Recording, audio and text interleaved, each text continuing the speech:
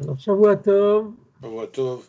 Yizkou les Shanim Rabot, Neimot Vetovot, heureux de vous retrouver après cette petite interruption pascale.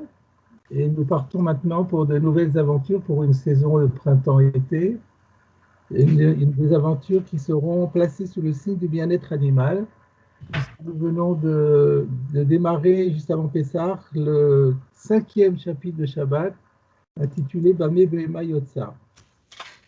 Et donc la question est de savoir avec quels accessoires on peut laisser un animal sortir le jour du Shabbat dans la rue, sachant qu'on a l'obligation de laisser l'animal se reposer, c'est-à-dire ne pas laisser l'animal faire des travaux que nous-mêmes n'avons pas le droit de faire.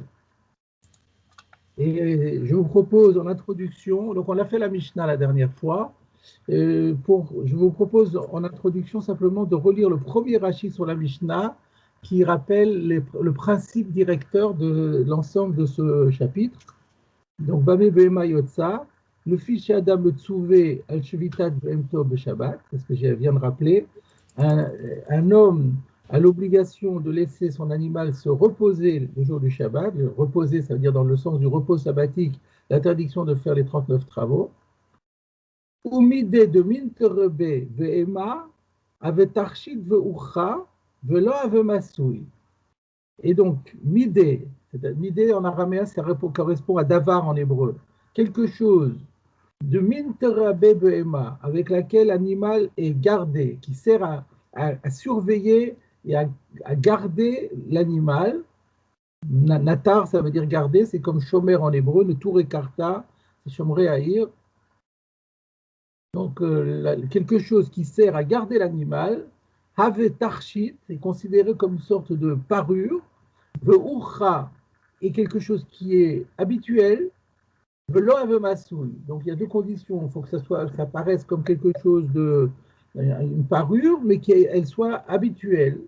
On a l'habitude pendant toute la semaine de la faire porter par l'animal. Ve'lo have masoui, et du coup, ça ne s'appelle plus un fardeau, une charge que l'on porterait le Shabbat. A contrario, au midé de l'omite rebé avemasoui, et quelque chose qui ne sert pas à protéger, à garder l'animal, automatiquement est qualifié de masoui, et donc on n'a pas le droit de le laisser sortir avec pendant Shabbat dans le Reshut Harabim. Et donc dans la Mishnah, on avait vu un certain nombre d'exemples, et maintenant la Gemara va les prendre les uns après les autres. Alors, on se rend compte que la Gemara, donc on démarre la Gemara maintenant, la Gemara demande Maïna Akab Khatam. Akab Khatam, c'est le deuxième élément de la Mishnah. C'est-à-dire que le premier, la Gemara l'a compris. Donc je rappelle quand même pour mémoire, le premier c'était Hagamal Be'afsar. Le chameau peut sortir avec son licou. Parce qu'un licou, quelque chose, c'est une corde qu'on attache autour du cou du chameau, sert à le conduire, sert à le retenir, et donc ça s'appelle sert à le garder, et donc ce n'est pas considéré comme porté. Par contre, Naaka Bechatam, Rachid nous avait dit que Naaka c'est un dromadaire, et nous on avait dit, et Khatam il avait dit Mefaresh Bagmara. Alors maintenant, nous y sommes, la Gemara demande Maï Naaka Bechatam, qu'est-ce que signifie Naaka Bechatam? Regardons Rashi tout de suite. Maï Naaka ou Maï Khatam. Rashi nous dit, en fait, il y a deux questions. Quand la Gemara demande Maï Naaka Bechatam, elle pose la question à la fois sur le terme de Naaka et sur le terme de Khatam. Et ça, Rashi le sait parce que dans la réponse, on verra qu'il y a une réponse aux deux questions. Donc, que signifie Naaka? Que signifie Khatam? On avait dit déjà que Khatam, ça fait penser à Chotem, qui est en hébreu moderne la manière d'appeler le nez. C'est le nez. Donc, c'est lié au naseau. Alors effectivement, on va voir la Gemara. La Gemara répond Amar Rabba bar Bachana. Donc c'est un élève de Rabbi Yochanan bien connu, Rabba bar Bachana, qu'on a souvent rencontré, qui donne la réponse et qui dit Naakta Krivarte de Zamema de Farzela. J'ai un petit Hey sur Naakta, j'ai oublié ce que c'est que ce Hey. Ah oui. Donc, vous avez un guilion dans vos éditions, certainement. En marge, vous avez une note qui dit Gamla nekeva gedola aruch. Donc l'explication de Rabbi Nathan de Rome dans son lexique qui s'appelle le Aruch, il explique que c'est un gamla nekeva, ce serait une chamelle, gedola, donc une variété de chameaux, mais c'est une chamelle de grand gabarit. Mais c'est pas ce que nous on a dit. Nous on a dit que c'était plutôt, d'après Rashi, c'est un dromadaire. Chivarte, chiver, ça veut dire blanc en araméen. Aujourd'hui, quand on dit en hébreu moderne à quelqu'un qu'il est chiver, c'est-à-dire qu'il est palo. Alors regardons, pourquoi est-ce qu'on précise dans le chapitre. D'ailleurs, je ne savais pas qu'il existait des dromadaires blancs, en fait. Apparemment, ça existe. Et Rashi nous explique, chivarte, sheikasha leishtamer. Voilà, c'est une variété de dromadaire qui est particulièrement difficile à surveiller. Elle a tendance à vouloir s'enfuir. Et donc, le likou est insuffisant. Elle va forcer et on va lâcher le likou et elle va partir. Donc, il faut quelque chose de plus musclé. Donc Naaka, c'est le dromadaire blanc qui est donc difficile à surveiller. Et maintenant, la question est de savoir Khatam, c'est Zamema de Parzela.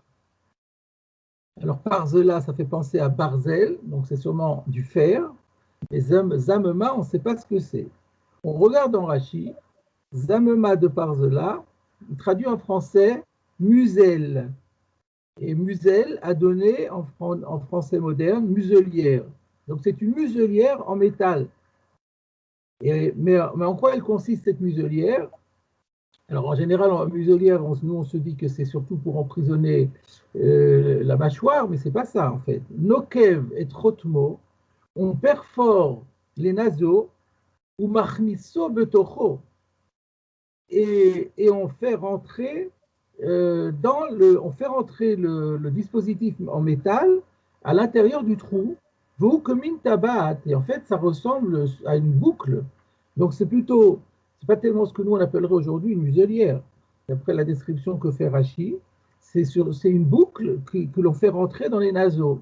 Et donc on comprend bien que si on le tient par cette boucle, ou bien on a mis une ficelle au bout de la boucle et que lui il veut essayer de partir, ça va lui faire très mal, et donc il s'arrêtera et il n'ira pas plus loin.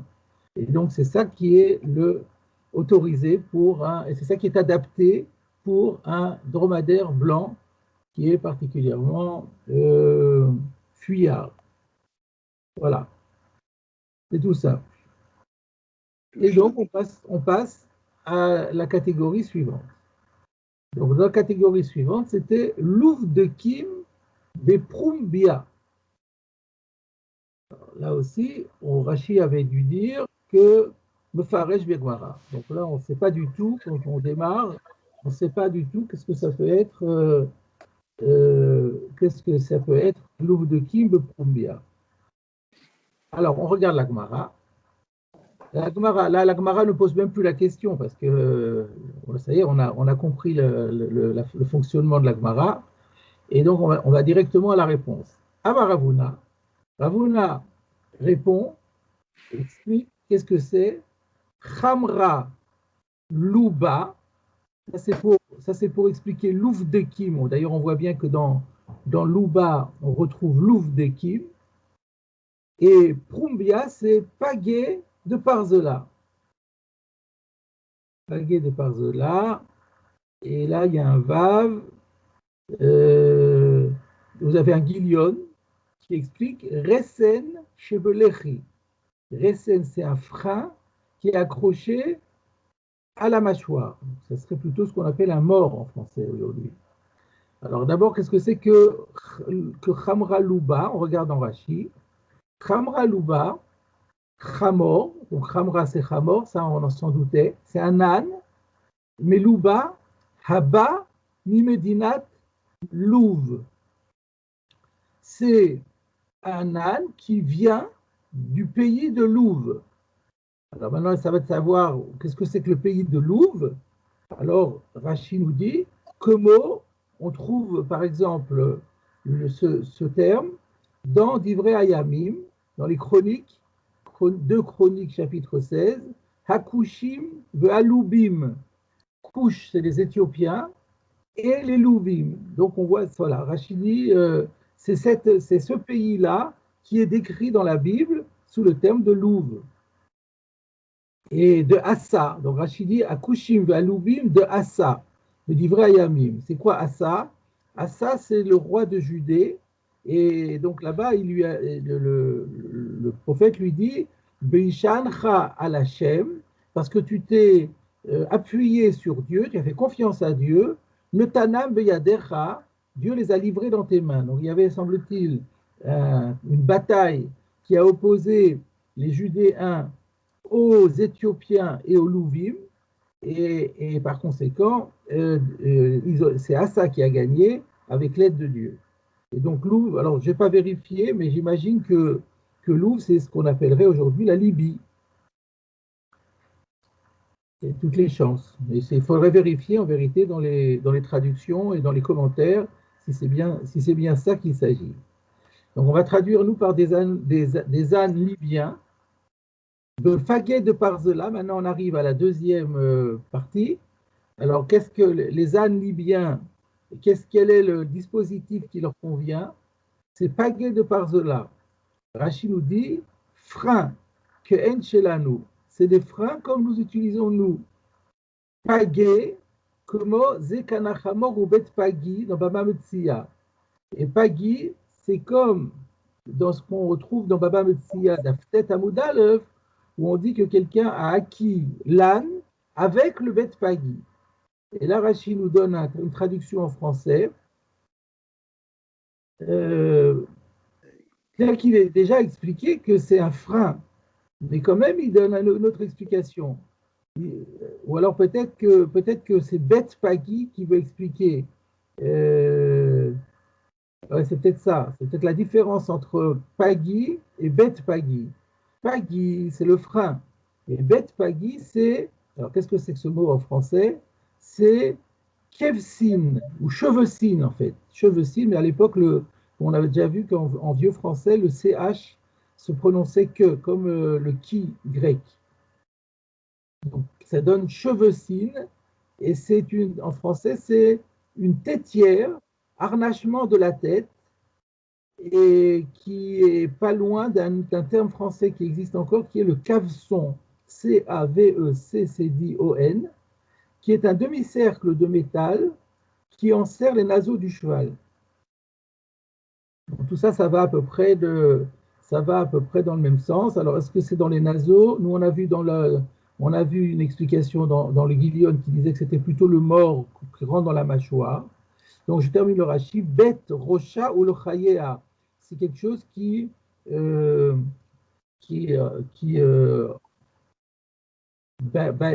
renferme à la fois la tête et les mâchoires. Donc, c'est bien l'harnachement de la tête ou une tétière. C'est bien ça. Ça, c'est Bet Pagi. Mais Pagi lui-même, ça serait plutôt le mort qu'on met qu'on rentre dans les mâchoires. Et c'est un peu coupant. Et donc, si jamais, quand on tire dessus, ben, ça fait mal à l'animal et il ne bouge plus. Voilà pour le Khamra Louba. Alors, il y a un Tosfot là-dessus. Voyons le Tosfot Khamra Louba.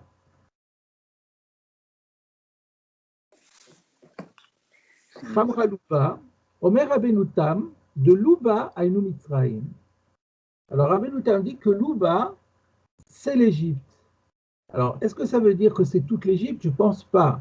Mais je pense que ce qu'il veut dire, c'est que la province de Louba fait partie, halachiquement parlant, de l'Égypte. Ça veut dire que la Libye, elle est considérée comme étant une extension de l'Égypte et reçoit les mêmes dynimes que l'Égypte. Parce qu'il y a des halachot particulières en Égypte et qui sont spécifiques à l'Égypte. Et donc, Louba ferait partie de l'Égypte. D'où on le sait, Dirtiv. Alors, il apporte un verset dans Nahum, chapitre 3. Put velouvim ayu be'ezratecha. Il y a écrit Put et Louvim ont été à ton aide. Et au début du verset, on parle de Mitzrayim.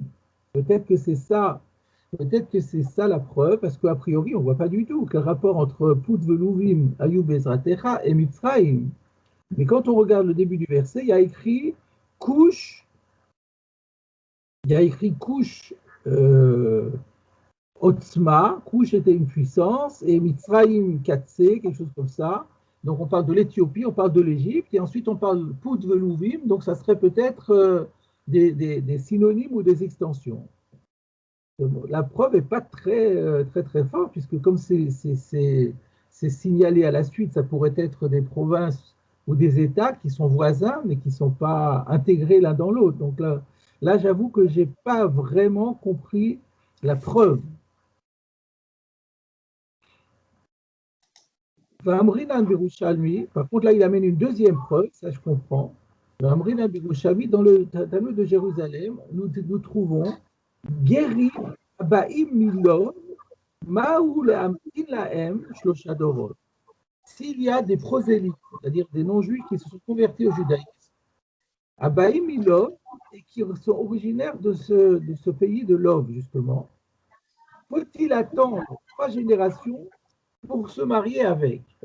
Sachant qu'effectivement, la Torah dit que lorsqu'il y a un Égyptien, un Édomi ou Mitzri, ils ont ceci de particulier que quand ils se convertissent, ils ne peuvent épouser que des convertis. Ils ne peuvent pas encore épouser quelqu'un qui est de parents juifs. Il faut attendre la 3e génération. Il y a d'autres pays, originaires d'autres pays, ou Ammoni ou Moavi, où ils ne peuvent jamais, dans aucune génération, rejoindre vraiment la communauté. Mais par contre, pour les Égyptiens, c'est à partir de la 3e génération. Et la Gemara demande dans Yerushalmi, qu'en est-il de l'homme? Donc la question est clairement posée. Est-ce que c'est quelqu'un qui provient de cette province de l'homme? Est-ce qu'elle est intégrée dans le dîme de l'Égypte? Donc là, on comprend très bien ce que voulait dire Abedoutam. Umaïte Allah, et le Yerushalmi, comme preuve, apporte à ce sujet l'anecdote de Hada Ilem Mitzra'a de Tzavrin Lelov. Il y avait Hada, c'est Zé, Ilem, c'est un jeune homme. Il y avait un jeune homme, Mitzra'a, qui était un Égyptien, Tzavrin Lelov, et on le traitait, on criait sur lui en l'appelant Lov. Donc on voit que Lov et Mitzrayim, dans l'esprit des gens, est synonyme, ce qui prouve bien que l'un fait partie de l'autre. Donc ce Tosfot est donc simplement un Tosfot, parce qu'on a parlé de Lov, on a appris qu'il y a une problématique de savoir quel est le statut halachique de Lov. Et de toute façon, halakha le massé, aujourd'hui, ça n'a plus vraiment d'application parce que nous avons dit que Bassan Harib ou Bilbel Kolaolam, maintenant l'Égypte n'a plus le statut d'Égypte, etc., parce que quand Sancheriv est venu, il a fait partir il a fait des transferts de population, de sorte que maintenant plus personne ne sait qui est d'origine de tel pays plutôt que d'un autre, et donc il n'y a plus ce dit on va d'après le Rov, on va d'après la majorité des nations qui ne sont ni l'un ni l'autre. Et donc sur le plan théorique, c'était intéressant de savoir que l'Ov peut être intégré au din de Mitzrayim. Il y a un Tosfot dans Bechorot, ça fait Amoudbet, qui traite également de la même problématique. Voilà, on revient à la Gemara. La Gemara continue par une anecdote. Lévi, Shadar, Zouzé, le Bechosae, le Mizbanle, Chamralouba. Donc Lévi, on sait que Lévi était un talmide de Rabbi Yehuda Hanassi, donc il habitait en Eretz Israël. Et Shadar, ça veut dire Shalach, il a envoyé par un émissaire, Zouzé, une somme d'argent, le Bechosae, aux habitants de la ville de Chosa, le Mizbaleh Khamra, en leur demandant de bien vouloir lui acheter Khamra Louba, un âne libyen, Tsarou, Chadroulé, Saharé. Le Mémar de Nigré de Khamra Saharé. Donc ça, c'est de l'araméen pur et dur, c'est difficile à comprendre. On va regarder Rashi. Tsarou. Tsarou, chadroulé, Saharé. Qu'est-ce que ça veut dire? Rashi. Tsarou Maotav. Ils ont pris l'argent, ils l'ont conservé, ils l'ont mis dans un porte-monnaie, c'est ça Tsarour. Veshalchulo Seorim, Bitzror Maotav. Et ils ont envoyé de l'orge en échange de l'argent qu'ils ont conservé dans leur porte-monnaie.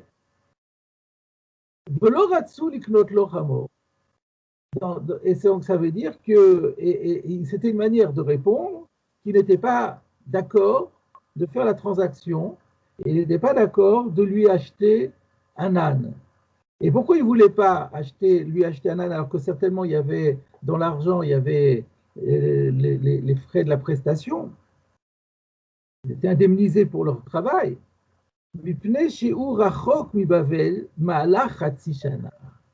Parce que il semble que l'Ov soit distant de la Babylonie où ils habitaient, une distance de le temps qu'il faut pour parcourir Khatsi Shana, une demi-année. Il faut 6 mois je suppose, en aller-retour. En aller-retour, il faut faire 6 mois de marche pour aller jusqu'à Louvre, acheter un âne et le ramener. Que de Amar Gozel, comme la Gemara le dit elle-même dans Bava Kama, d'Afkouf Yudbet, dans le chapitre intitulé à Gozel. Alors ils ont dit, tu nous demandes quelque chose qui est impossible, on va pas perdre 6 mois de notre vie pour t'acheter un âne.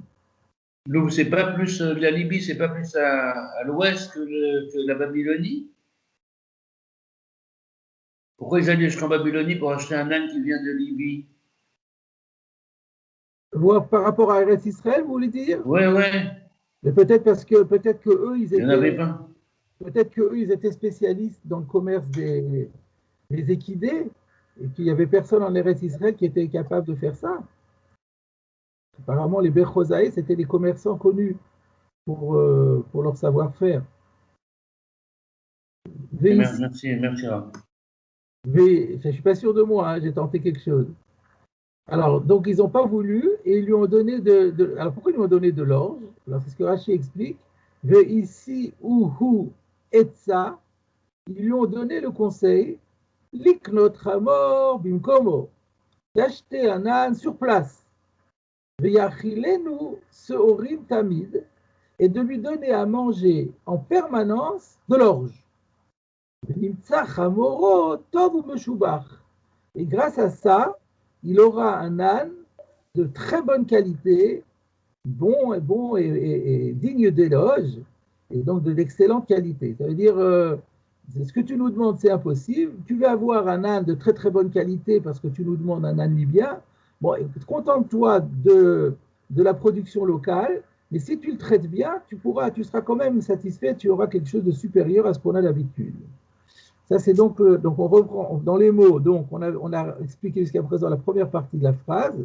La première partie de la phrase, c'était donc,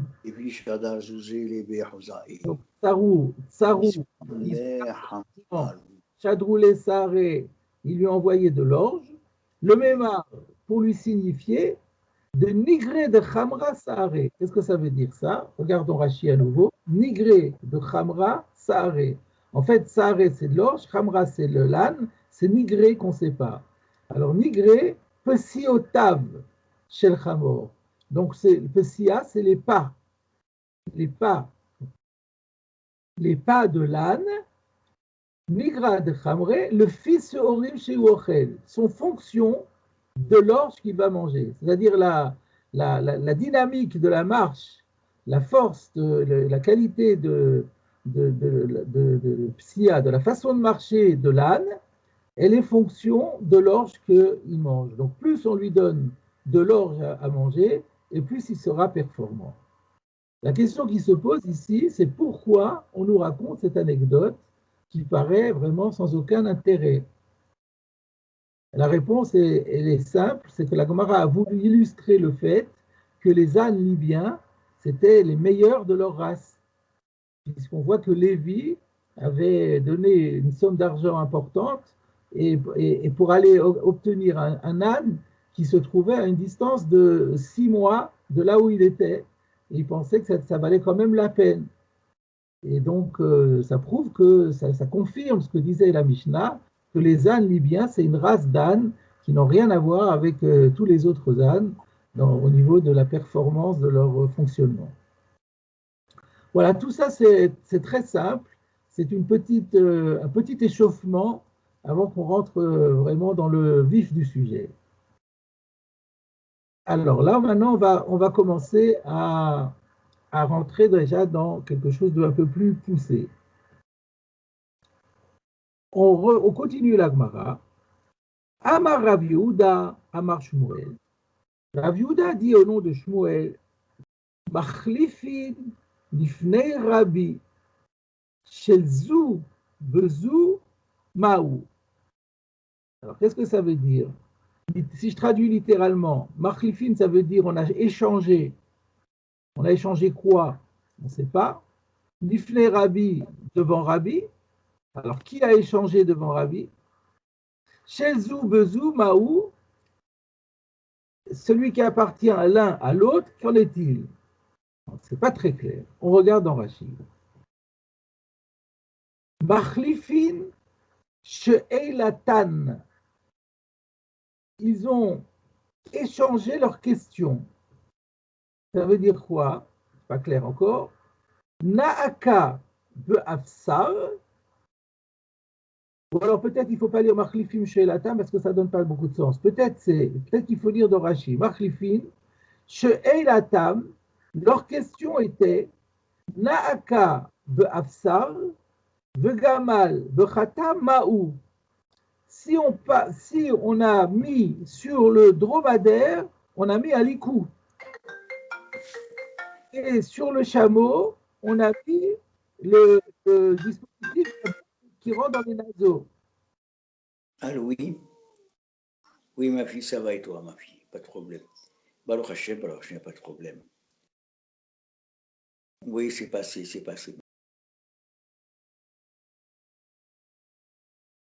Donc, Naaka be'afsar vegamal bechatam. Donc, si on a inversé et qu'on a mis le licou au dromadaire et le dispositif sur le nez, sur les naseaux, la boucle dans les naseaux qu'on met d'habitude au dromadaire, on l'a mis au chameau, Maou, quel va être le dîme? Et là, d'après la version que j'ai, il faut arrêter le dibour matril ici.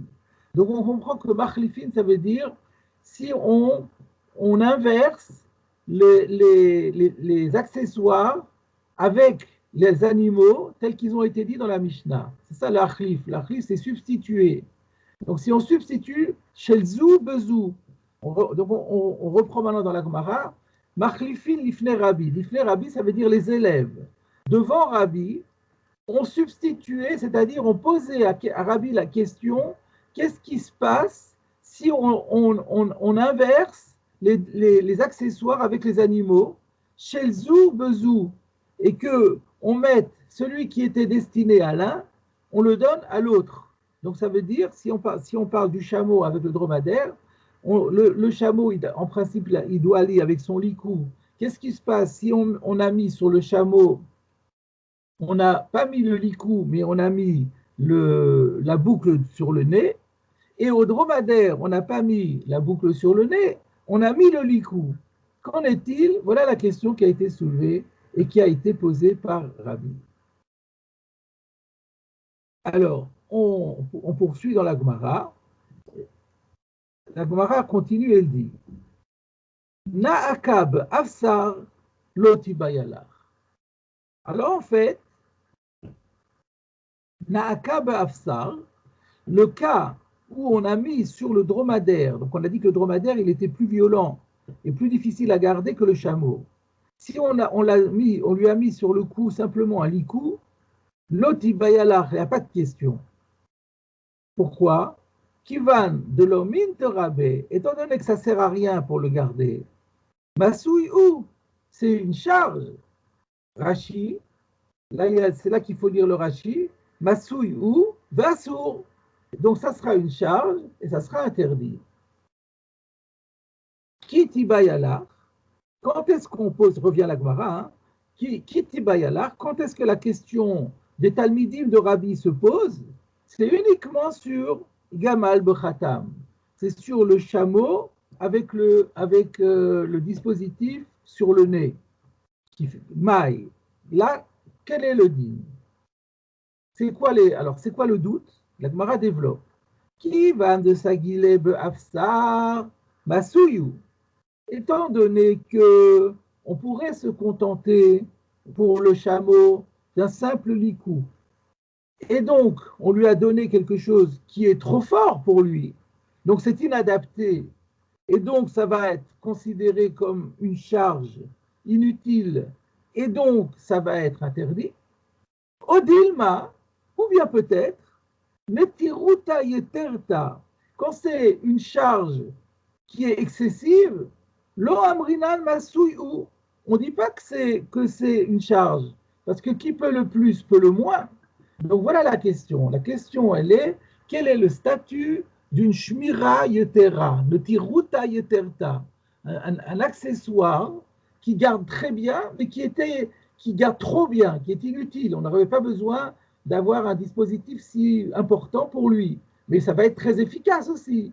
Alors voilà la question. Est-ce que quelque chose dont on aurait pu se passer, on aurait pu mettre quelque chose de plus simple, et on l'a mis le plus sophistiqué, dans la mesure où d'un côté on peut dire dans la mesure où c'est efficace, ça joue son rôle, ce n'est pas considéré comme un massouille, ou bien on peut dire étant donné que ce n'est pas vraiment ça qu'on utilise habituellement, et là c'est un peu excessif, alors ça s'appelle quand même un massouille. On comprend qu'on puisse dire l'un comme on puisse dire l'autre. Alors, il y a un problème ici par rapport à ce que Rashi avait dit.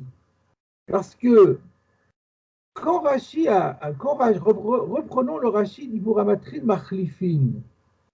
Rashi a dit Machlifin Sheilatam Naka Be'afsar Vegamal Bechatam. Il a bien dit que la question, elle était sur les deux.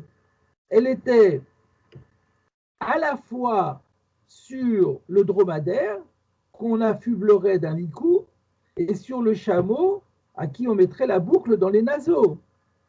Et dans la Gemara, on a dit non. Dans la Gemara, on a dit exactement le contraire. Dans la Gemara, on a dit le dromadaire avec le licou, c'est sûr que c'est interdit puisque ça ne sert à rien. Mais Rashi a dit que la question, elle était aussi sur le dromadaire avec le licou. Comment est-ce qu'on gère ce que Rashi a dit avec ce que dit la suite de la Gemara? Voilà la question que je soulève. Alors, je vous propose de regarder juste pour une seconde le Rif. Regardez qu'est-ce qu'il dit le Rif. Parce qu'il y a une indication dans le Rif par rapport à ce point-là.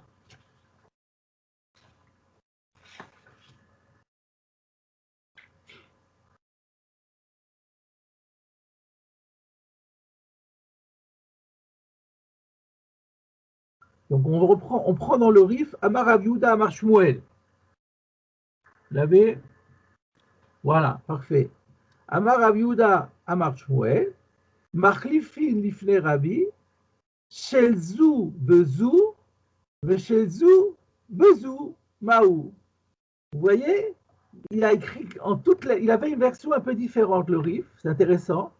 Et dans la version du Rif, c'est écrit comme Rashi a dit, que la question des élèves devant Rabbi, c'était Shelzu Bezu, Veshelzu Bezu, qu'on a donné ce qui était de l'un à l'autre et vice-versa. Chez nous, c'était comme ça aussi ou pas? Chez nous, non, chez nous, vous voyez pourquoi je vous fais les différences? Parce que chez nous, dans la Gemara, il y a écrit seulement chez le Zoubezou. Donc chez le Zoubezou, on pouvait comprendre, pas comme Rashi, que la question était seulement sur l'un des deux. Mais là, dans le Rif, il a la version chez le Zoubezou et chez le Zoubezou. Et ensuite, juste après, on dit Naka be'afsar lo tibayalach de kivan de l'omin terabe masuyu ki tibayalach, etc. Donc, la même question que je soulève sur Rashi, elle se pose aussi sur le Rif. Donc, Rashi a raison quelque part, parce que Rashi Rachid, ce qu'il a dit, c'est dans une version de la Gemara que le Rif avait. Mais alors, comment est-ce qu'on gère on commence par dire que la question, elle est aussi sur le dromadaire avec le likou, et une seconde après, on dit que non, on dit que la question ne se posait pas. Alors, je propose de dire, parce que ici, il y a Rav Yehuda Amar Shmuel, qui est un Amora de Babylonie, qui rapporte quelque chose qui s'est passé en Eretz Israël devant Rabbi Yehuda Anassi. Alors, je propose de dire comme ceci, que l'intention de Rashi est de dire que les élèves, eux, ils ont posé la question de manière totale. Chez Zoubezou et chez Zoubezou. Mais Rav Yehuda, au nom de Shmuel, a dit, mais en réalité, certainement que Rabbi, lui, il n'a pas fait cas de 50% de la question. Parce qu'il y a 50% de la question qui ne vaut même pas la peine d'être traitée, tellement la réponse, elle est évidente. Là où la vraie question se pose, c'est uniquement sur la deuxième partie. Donc les élèves, eux, ils n'avaient pas bien réfléchi et ils avaient pensé que la question se posait complètement. Mais Shmuel intervient en disant, mais c'est clair que pour la première partie de la question, c'est-à-dire le dromadaire avec le likou, puisque ça ne sert à rien, et c'est la définition même de la Mishnah, comme Rachid avait dit, midé de l'omin terabe ave masouille. On est parti de cette définition-là, que quelque chose qui ne peut pas servir à garder, ça ne marche pas. Bon, c'est considéré comme un masouille, on n'a pas le droit de le porter, donc la question ne se posait pas. Donc les élèves de Rabbi ont posé la question sans vraiment calculer, réfléchir. Ils ont vu formellement qu'ils ont inversé, ils ont dit comme ça, chez Zoubezou et chez Zoubezou. Et Shmuel affine la question en disant 50% de la question ne se pose pas, la vraie question qui se pose, c'est sur la deuxième partie. Alors, on revient à la Gemara. Donc, on est toujours dans la relation de Rav Yehuda à Shmuel, de ce qui s'était passé. On a vu la question qui a été posée par les élèves de Rabbi. Qu'est-ce qui s'est passé? On revient à la Gemara. Amar le Fanav Rabbi Shmuel bar Rabbi Yosef kach Amar Abba. Alors, en fait, prend la parole. Rabbi ne parle toujours pas.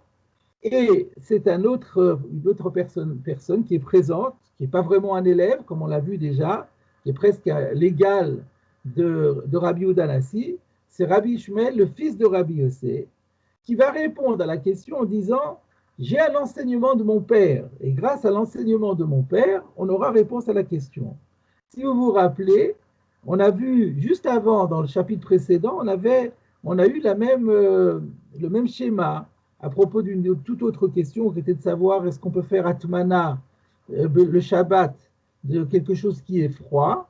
On avait posé la question et Rabbi Shmuel avait pris la parole devant Rabbi en disant mon père disait que c'était permis. Et Rabbi, lui, en fait, il avait pensé que c'était interdit et quand il a entendu ça, il s'était rallié à l'avis de Rabbi Yossi. Donc c'est un schéma. En fait, je me suis rendu compte qu'il y a encore d'autres Gemarot. C'est un schéma qui est assez courant. Les élèves posent la question à Rabbi Yehuda Anassi et c'est Rabbi Shmuel, Rabbi Yosef qui intervient chaque fois en apportant une information due à un enseignement de son père. Alors là, l'autre fois, la réponse, elle était directe. Là, la réponse, elle n'est pas directe. C'est Rabbi Ishmael qui va vouloir faire une déduction à partir d'un enseignement de son père qui ne traitait pas directement de la question, comme nous allons le voir. Donc je reprends dans la Gemara. Amar, le Fanav, Rabbi Ishmael bar Rabbi Yosef kach Amar Abba, Arba be'emot yotzot be'afsar. En fait, nous on a vu que dans la Mishnah, on parlait seulement du chameau qui pouvait sortir avec le likou. Mais en fait, ce n'est pas exclusif. Il y a 4 espèces d'animaux, yotzot, qui ont le droit de sortir le jour du Shabbat dans le Rosh Hashanah, be'afsar, en ayant sur le cou un likou. Quels sont-ils? Assous, le cheval, be'apered, le mulet, be'agamal, le chameau, be'achamor, et l'âne. Alors, c'est tout. Fin de la citation. Mais nous, notre question, c'est quoi? C'est le chameau avec la boucle dans les naseaux. Quel rapport? A priori, on ne comprend pas du tout. Alors la Gemara continue, elle dit Limuteimai. Quand il nous dit ça, il vient exclure quoi? Limuteimai. Lav limutei gamal bechatam. N'est-ce pas pour exclure que le chameau ne peut pas sortir avec le dispositif dans le nez? Alors, on voit pas, a priori, on ne comprend pas du tout comment dans cette phrase, on nous dit qu'il y a quatre animaux qui peuvent sortir avec le licou, que ça vient dire que le chameau ne peut pas sortir avec le dispositif, la boucle dans le nez. Mais quel rapport? On va revoir dans Rashi. On va voir dans Rashi. Là, vous l'avez dans Rashi, c'est 2 lignes avant l'élargissement au bas de la page. Là, mimute gamal bechatam, n'est-ce pas pour exclure le chameau avec la boucle dans les naseaux? Vachi ka'amar, et que voilà ce que voulait dire Rabbi Yossi. Arba be'emot alalu, ces 4 animaux-là, mishtamrim be'afsar, peuvent être gardés avec un licou, ve'asurot la tset bechotam, et du fait que un licou leur suffit, donc il est interdit de les laisser sortir avec quelque chose de plus solide, et donc avec le fameux dispositif dans le nez. Donc voilà comment Rabbi Yossi Rabbi Ishmael plutôt, le fils de Rabbi Yossi, interprète les propos de son père. Quand son père a dit que ces 4 animaux sortent avec le licou, c'est pour dire uniquement avec le licou. Étant donné que ces 4 animaux peuvent se satisfaire d'un licou, donc ça veut dire qu'ils n'ont pas le droit de prendre quelque chose de plus performant que cela, parce que pour eux, ça serait exagéré, et donc ça serait inadapté, et donc ça serait un massoul. Alors, moi j'ai un petit problème là, parce que en quoi... Alors pourquoi le maouté s'applique au gamal alors? Limouté, c'est pour tous, c'est-à-dire... Et le gamal non, est dans ces 4... Oui, d'accord, mais le maouté, il s'applique qu'au gamal et pas aux 4 autres animaux. Si, le gamal fait partie des 4. Il y a le sous, le père et le ram. D'accord, mais quand on dit les maoutés, c'est qu'au gamal. Ici, que tout de suite derrière les maoutés, il n'y a que le gamal. Ça serait apparemment pour les autres aussi, mais étant donné que la question a été posée pour le gamal, alors tous les autres, ça viendrait exclure quelque chose, mais a priori. Mais il a pris le gamal puisque la question était posée pour le gamal. Vous voyez? Puisque la question était sur le gamal, alors il répond sur le gamal, mais il pourrait déduire de la même chose. On voit aussi que le sous, c'est le péred, et les autres aussi, c'est le khamor. Ça vient aussi exclure le khatam, logiquement. Mais comme la question était sur le gamal, il a pris le gamal. Mais moi, ce que je voulais vous poser comme question, c'était que qu'est-ce qu'il y a de plus dans cet enseignement de Rabbi Yossi que celui qu'on a écrit dans la Mishnah? Dans la Mishnah aussi, on a dit Agamal be'afsar. Mais ça pour autant, ça nous a pas empêché de poser la question, et qu'est-ce qui se serait passé avec le gamal, avec le khatam? Donc pourquoi c'est plus fort le texte de Rabbi Yossi que celui de la Mishnah? Quand on dit 4, c'est exclusif. Oui, mais il y a 4 exclusifs qui peuvent prendre le likou, d'accord. Mais ça ne veut pas dire que ces 4-là qui peuvent prendre le licou, ils ne peuvent pas prendre autre chose. Ces 4-là, ils peuvent avoir un licou.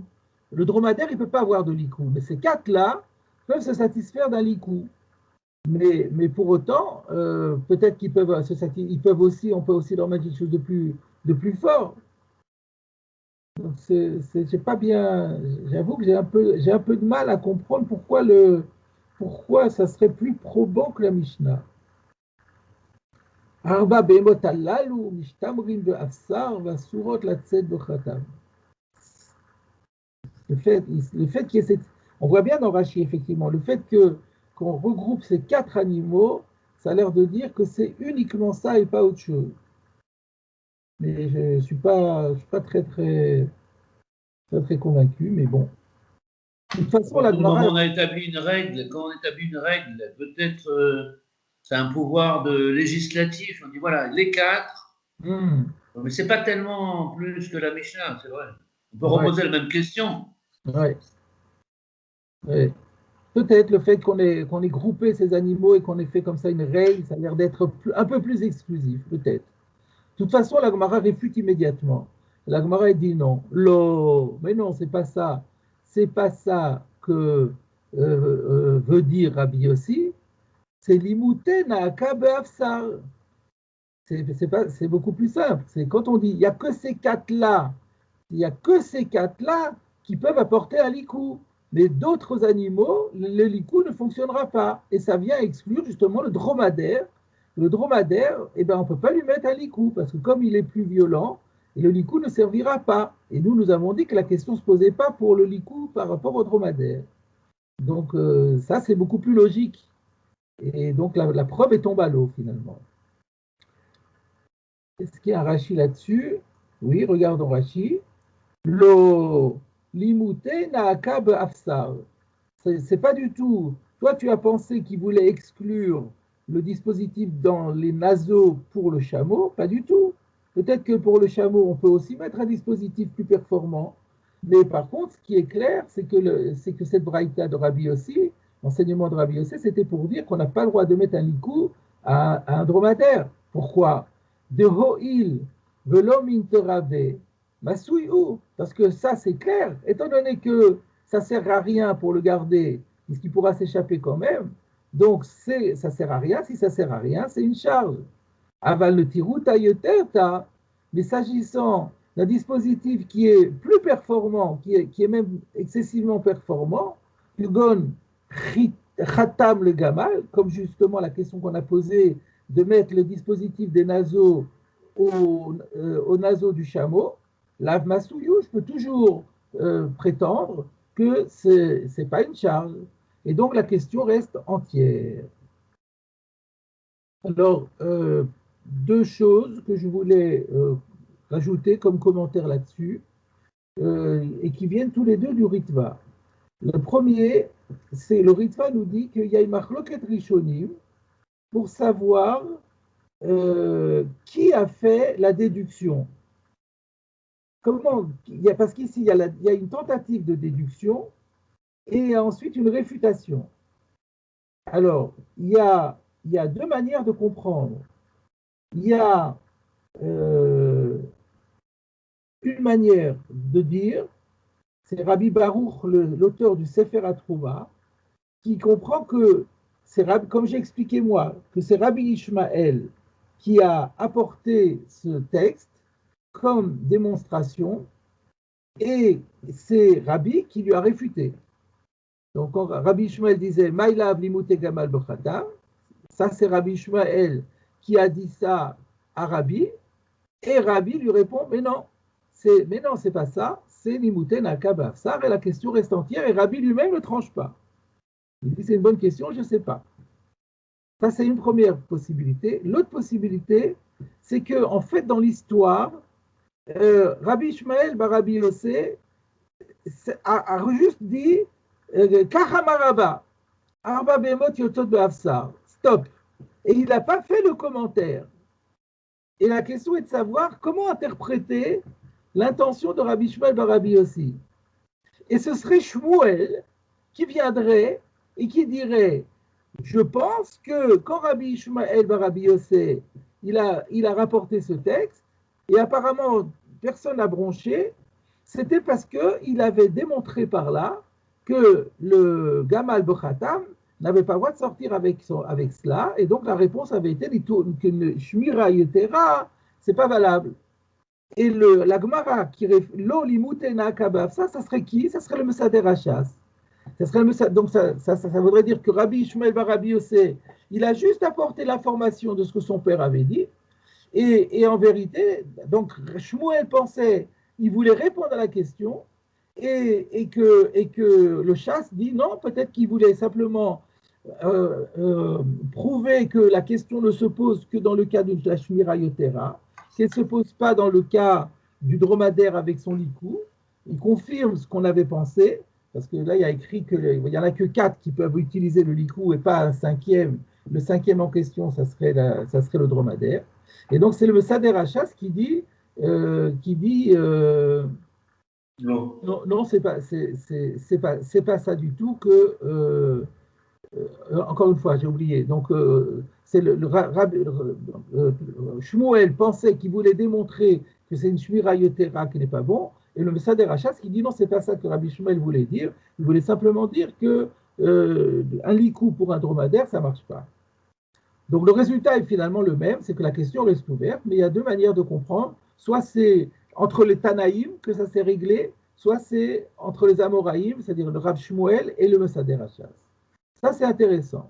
Maintenant, la deuxième chose, c'est plus difficile, c'est la question que soulève le Ritva. Le même Ritva pose une question, il dit, mais je ne comprends pas la réfutation justement qui vient d'être faite dans la Gemara. On a dit que c'est soit Rabbi qui l'a fait, soit le Sader Hachas. Qu'est-ce qu'on est en train de dire?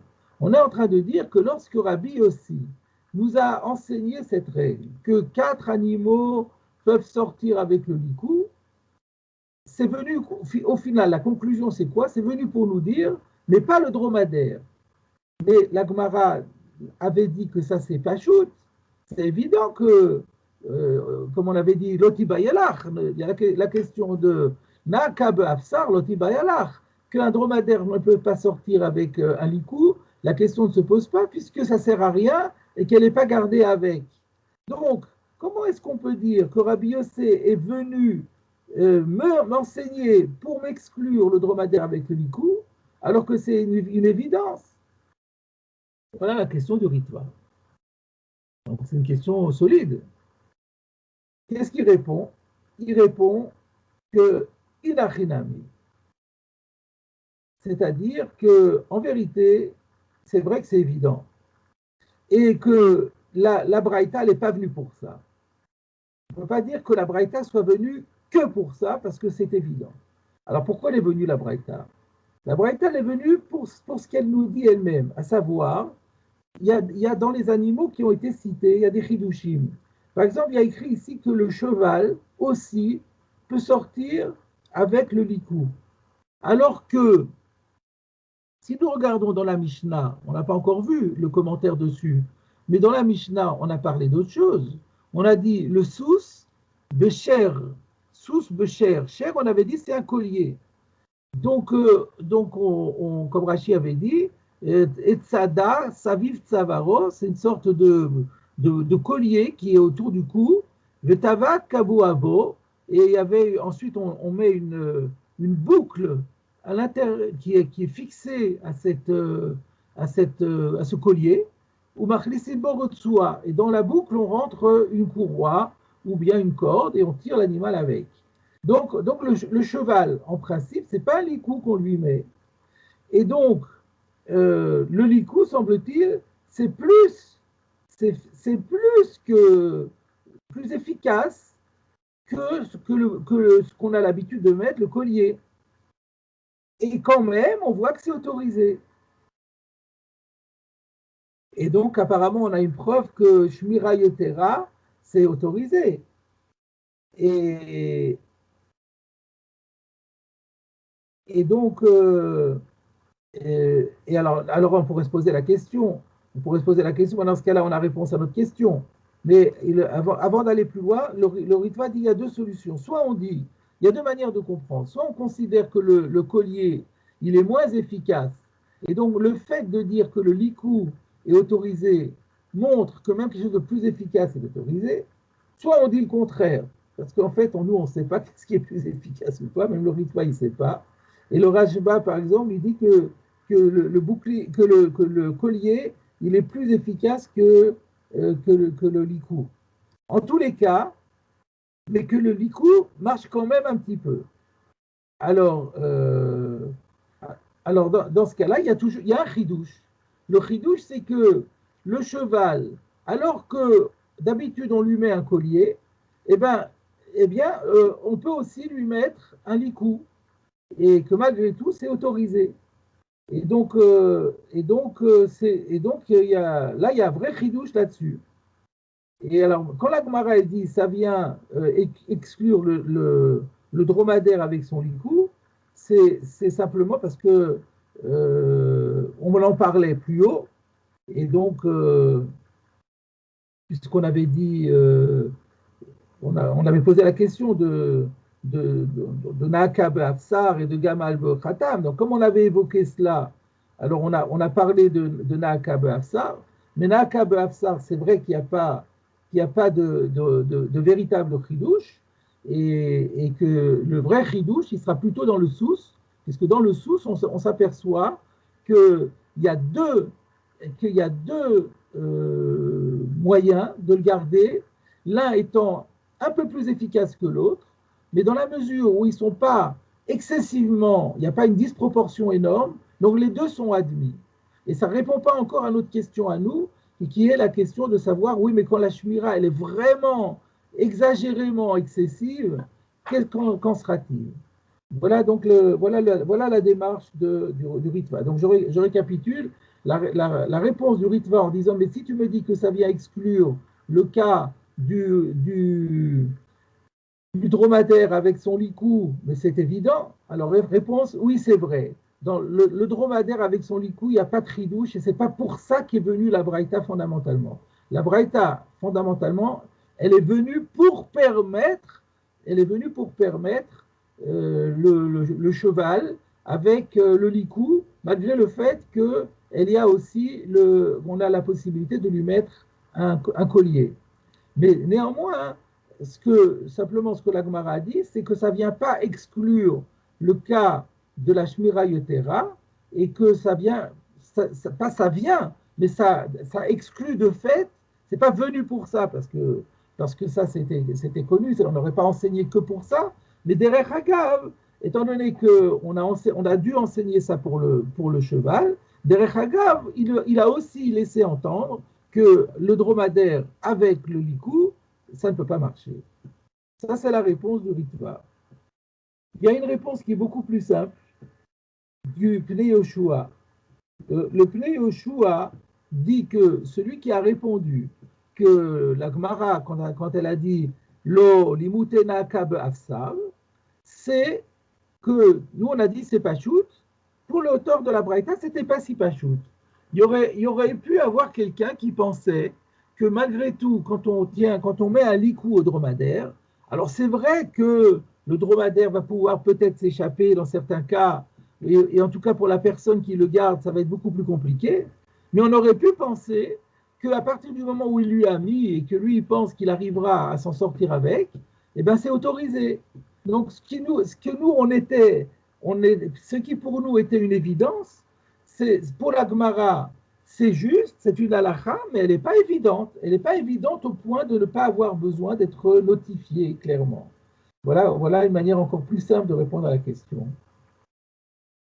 Toujours est-il que, donc voilà, on termine, on ferme la parenthèse, et donc on retient qu'il y a une question intéressante qui vient d'être posée, qui est de savoir quel est le statut de Shmira Yetera, d'un dispositif qui est excessivement performant et qui est inutile et inadapté. Est-ce que c'est indigne de massouille par le fait qu'il est excessif, ou bien est-ce que c'est valable par le fait que finalement c'est efficace? C'est très très efficace, donc ça marche aussi. Ce n'était pas la peine, mais on peut le faire aussi. On avait vu qu'il y avait une tentative de déduction et que cette tentative, elle a avorté. Par contre, une chose est sûre, c'est qu'un dispositif qui ne fonctionne pas, là, c'est sûr qu'il est inadapté et qu'on n'a pas le droit de laisser l'animal sortir avec. C'est un chidouche aussi peut-être, mais en tout cas, au niveau halachique, c'est clair que ce n'est pas possible. Voilà où nous sommes arrivés. Pas de commentaire particulier de votre part? Rav, Oui. ça dépend de l'importance de l'excessivité de précaution. Oui. Si on arrivait, par exemple, le Hafsar, il a une double boucle, il se met sur le museau et sur les oreilles. Donc le Hafsar, on pourrait dire que c'est plus efficace qu'un chair, parce que le chair, il est On ne sait pas quel est le plus efficace des deux? Non, on ne sait pas, il y a un débat là-dessus. Il y a un débat. Le Hafsar, c'est une double boucle, un sur le museau, un sur les oreilles. Le licol, il est un peu plus harnaché que le Apparemment, collier. le Hafsar, c'est un licou, ça se met autour du cou, hein, autant que je pense, autant que j'ai compris, moi. Le Hafsar se met en général autour du cou. C'est une corde. Dans les Mishnayot Béhégot, avec les dessins, là, Ouais. ils ont fait un dessin intéressant avec le Hafsar et ils mettent une boucle, c'est une sorte de chose qui entoure le naseau, qui va derrière les oreilles. Bah, je ne sais pas d'où ils ont sorti ça, parce que nous, dans la Gemara, on n'a pas du tout commenté le Hafsar. Et par contre, on a un Rashi. Et Rashi, il a traduit par likou.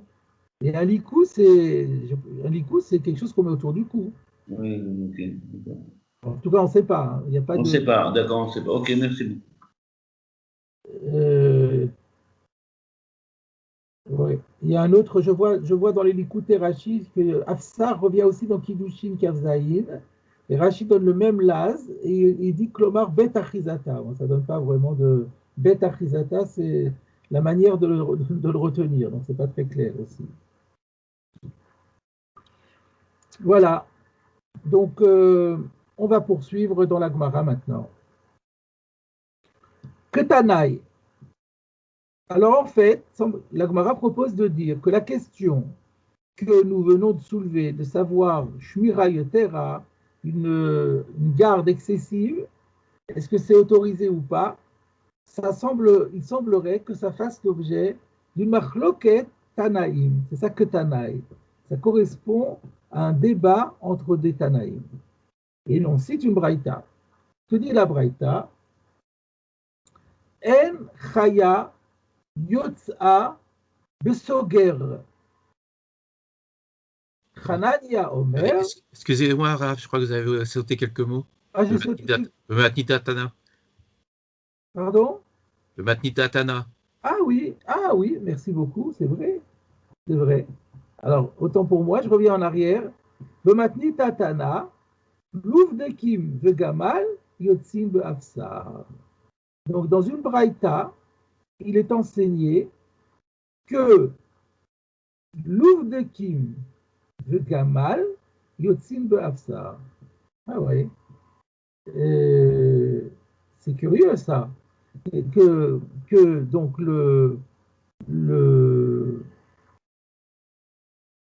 gamal, c'est pas un chidouche. Le chameau peut sortir avec le likou, ça c'est écrit dans la Mishnah. Mais il y a écrit que l'ouf de Kim, que les louves de Kim, c'est-à-dire les ânes libyens, dont on avait dit dans la Mishnah qu'il faut qu'ils aient un frein qu'on met dans les mâchoires. Là, on voit que même avec un likou, ça va aussi. Donc ça, c'est étonnant. Regardez Rashi. Rashi, Yotzin Be'afsar, de Louvdeki, Namim Intarabe. C'est ça le chidouche, comme on a dit. C'est qu'on voit de là que, étonnamment, alors qu'on avait dit que pour le chameau, pour le dromadaire, c'est sûr que ça ne sert à rien. Et bien qu'on avait vu que l'âne libyen, il était particulièrement véloce et donc capable de s'enfuir facilement, et bien quand même, un likou suffit à le garder. Alors justement, ça nous donne la possibilité d'étudier un Tosfot. Heureusement, M. Rose, vous m'avez rappelé alors, parce que j'avais oublié complètement ce bout de Gemara. Et donc, du coup, on va pouvoir faire le Tosfot. Odilma kon tiruta yeterta lav masuyhu. Donc, le Tosfot se réfère à la question de base, la question que Shmuel a explicitée, les élèves de Rabbi, en disant la question, elle est sur Shmira Yetera. Est-ce qu'on va dire qu'une Shmira Yetera, c'est pas comme c'est Yetera, comme c'est excessif, c'est considéré comme inadapté, comme un massouille, ou bien peut-être le contraire. Qui peut le plus, peut le moins, donc c'est pas considéré comme un massouille. Tosfot, Vim Tomar. Tosfot pose la question. Tikshot, mimatnitin. Mais on devrait avoir une réponse, on devrait pouvoir trouver la réponse à la question à partir de notre Mishnah. Comment cela? De Tnan. Mais oui, dans la Mishnah, on a enseigné Velouf de Kim, de Prumbia. On a vu que ce qui est adapté pour les ânes libyens, c'est le mort que l'on met dans les mâchoires.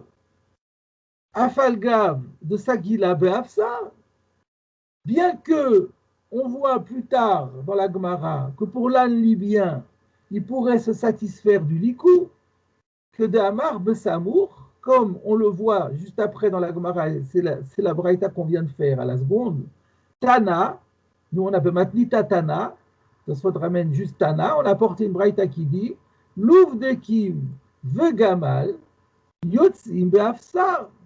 Voilà, on a apporté une braïta qui nous montre que même l'âne libyen, tout comme le chameau, peuvent sortir avec le likou. Donc, un likou suffirait. Ou Prumbia a 10 femmes et Afsar. Et il est bien clair que ce mort qu'on met dans les mâchoires, c'est beaucoup plus efficace que le likou.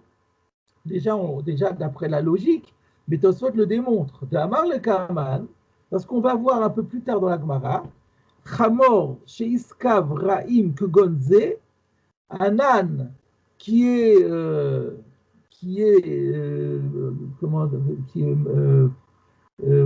pas très obéissant, chez Iskav Raim, qui se comporte mal, Kegonze comme celui-là, Maoulatzet Beprumbia Beshabbat. Est-ce qu'on aurait le droit de sortir avec un mort dans la mâchoire le jour du Shabbat? Sous-entendu, en général, on ne peut pas, mais comme c'est un âne qui se comporte mal, peut-être que dans ce cas-là, on va considérer que ce n'est pas une Shmira Yetera. Donc ça prouve que la Prumbia est considérée comme une Shmira Yetera par rapport au Hafsar. Alma Mashma de Adif, mais Hafsar. Donc on voit que c'est, en général pour le Chamor faisait partie des 4 espèces qui en général sortent avec un likou. Et on voit que, on a dit, mais peut-être que pour un Chamor qui est spécialement indiscipliné, c'est le terme que je cherchais tout à l'heure, et ben lui, on pourrait l'autoriser avec un Prumbia. Donc on voit que le Prumbia, c'est une Shmira Yetera pour un Chamor normal.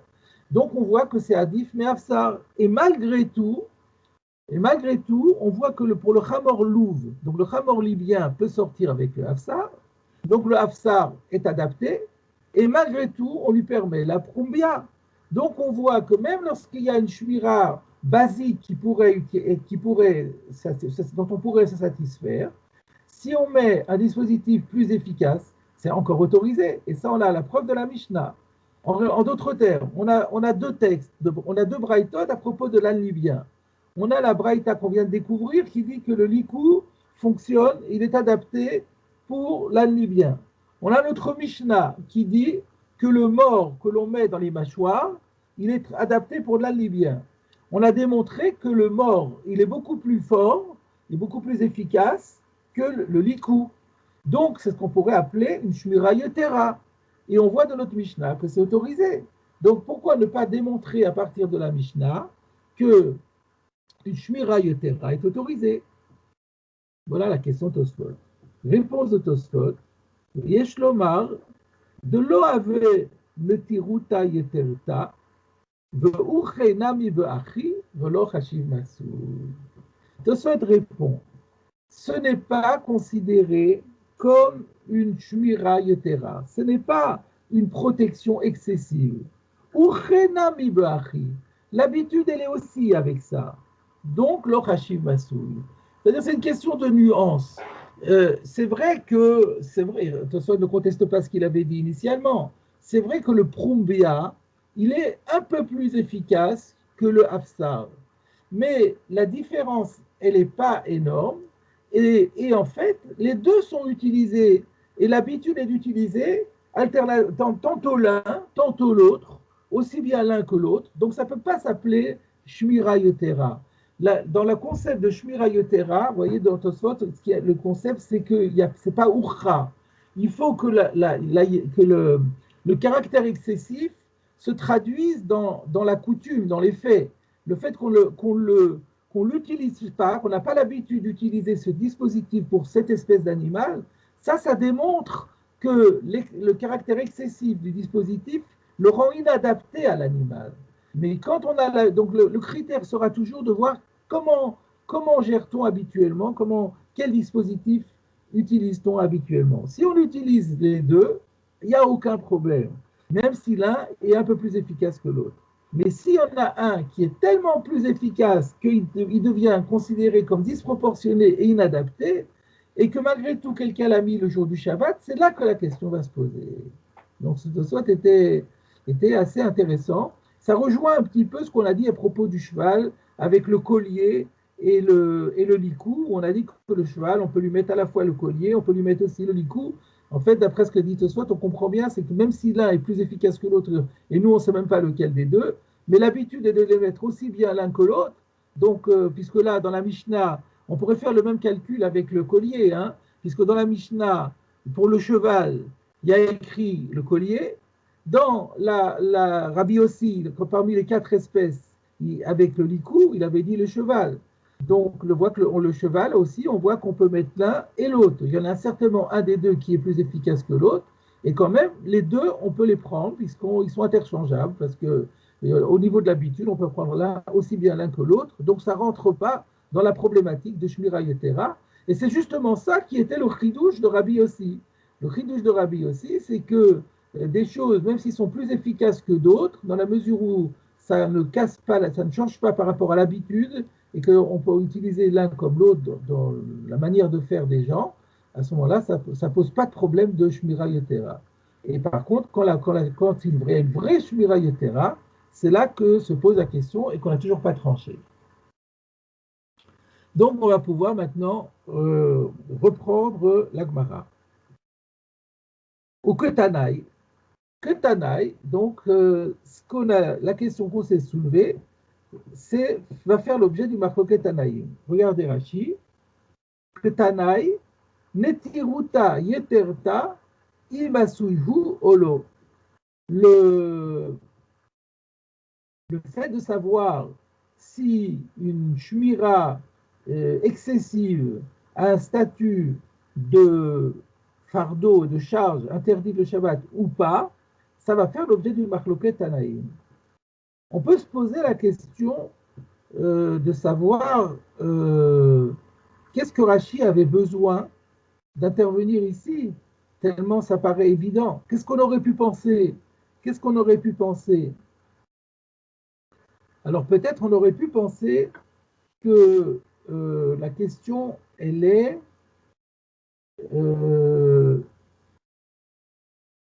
il y a un Ari Garcinan juste avant, donc je pense que c'est pour ça. Il y a Ari Garcinan. Ah juste oui. Que Tanaï. Ari Garcinan. Donc ça veut dire qu'il avait une autre Girsa et c'est pour ça qu'il amène ça. Ah oui, mais j'ai aussi sauté ce Rashi-là, c'est vrai.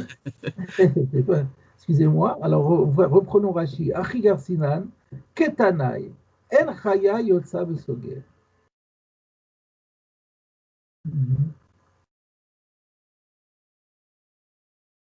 En fait, j'ai noté que plus tard, on verra quand on fera le Rif et le Ramban, on verra qu'il y a une autre manière de comprendre, et à ce moment-là, on comprendra mieux le Rashi. Mais à ce stade, c'est difficile de penser, d'avoir une idée. Et ce que vous dites, c'est qu'il y a écrit que Tanaï, En Krayas Yotsa Besoger, mais à partir du moment où Rashi a mis la version, il a sur le quota. Je ne sais pas quelle était l'autre version, de toute façon. Mais à partir du moment où il a mis la version Ketanaï, Enchaya, Yotsa, Besoger, le Ketanaï, ça nous paraît évident que c'est là-dessus, puisque c'était ça toute la problématique.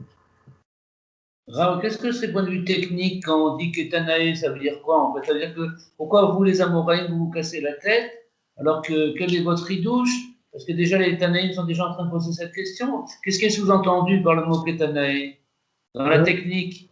Oui, je comprends. Dans la technique, c'est très simple. Nous, les Amoraïm se sont posé la question, effectivement. Ils doivent apporter un ridouche par rapport au Tanaïm.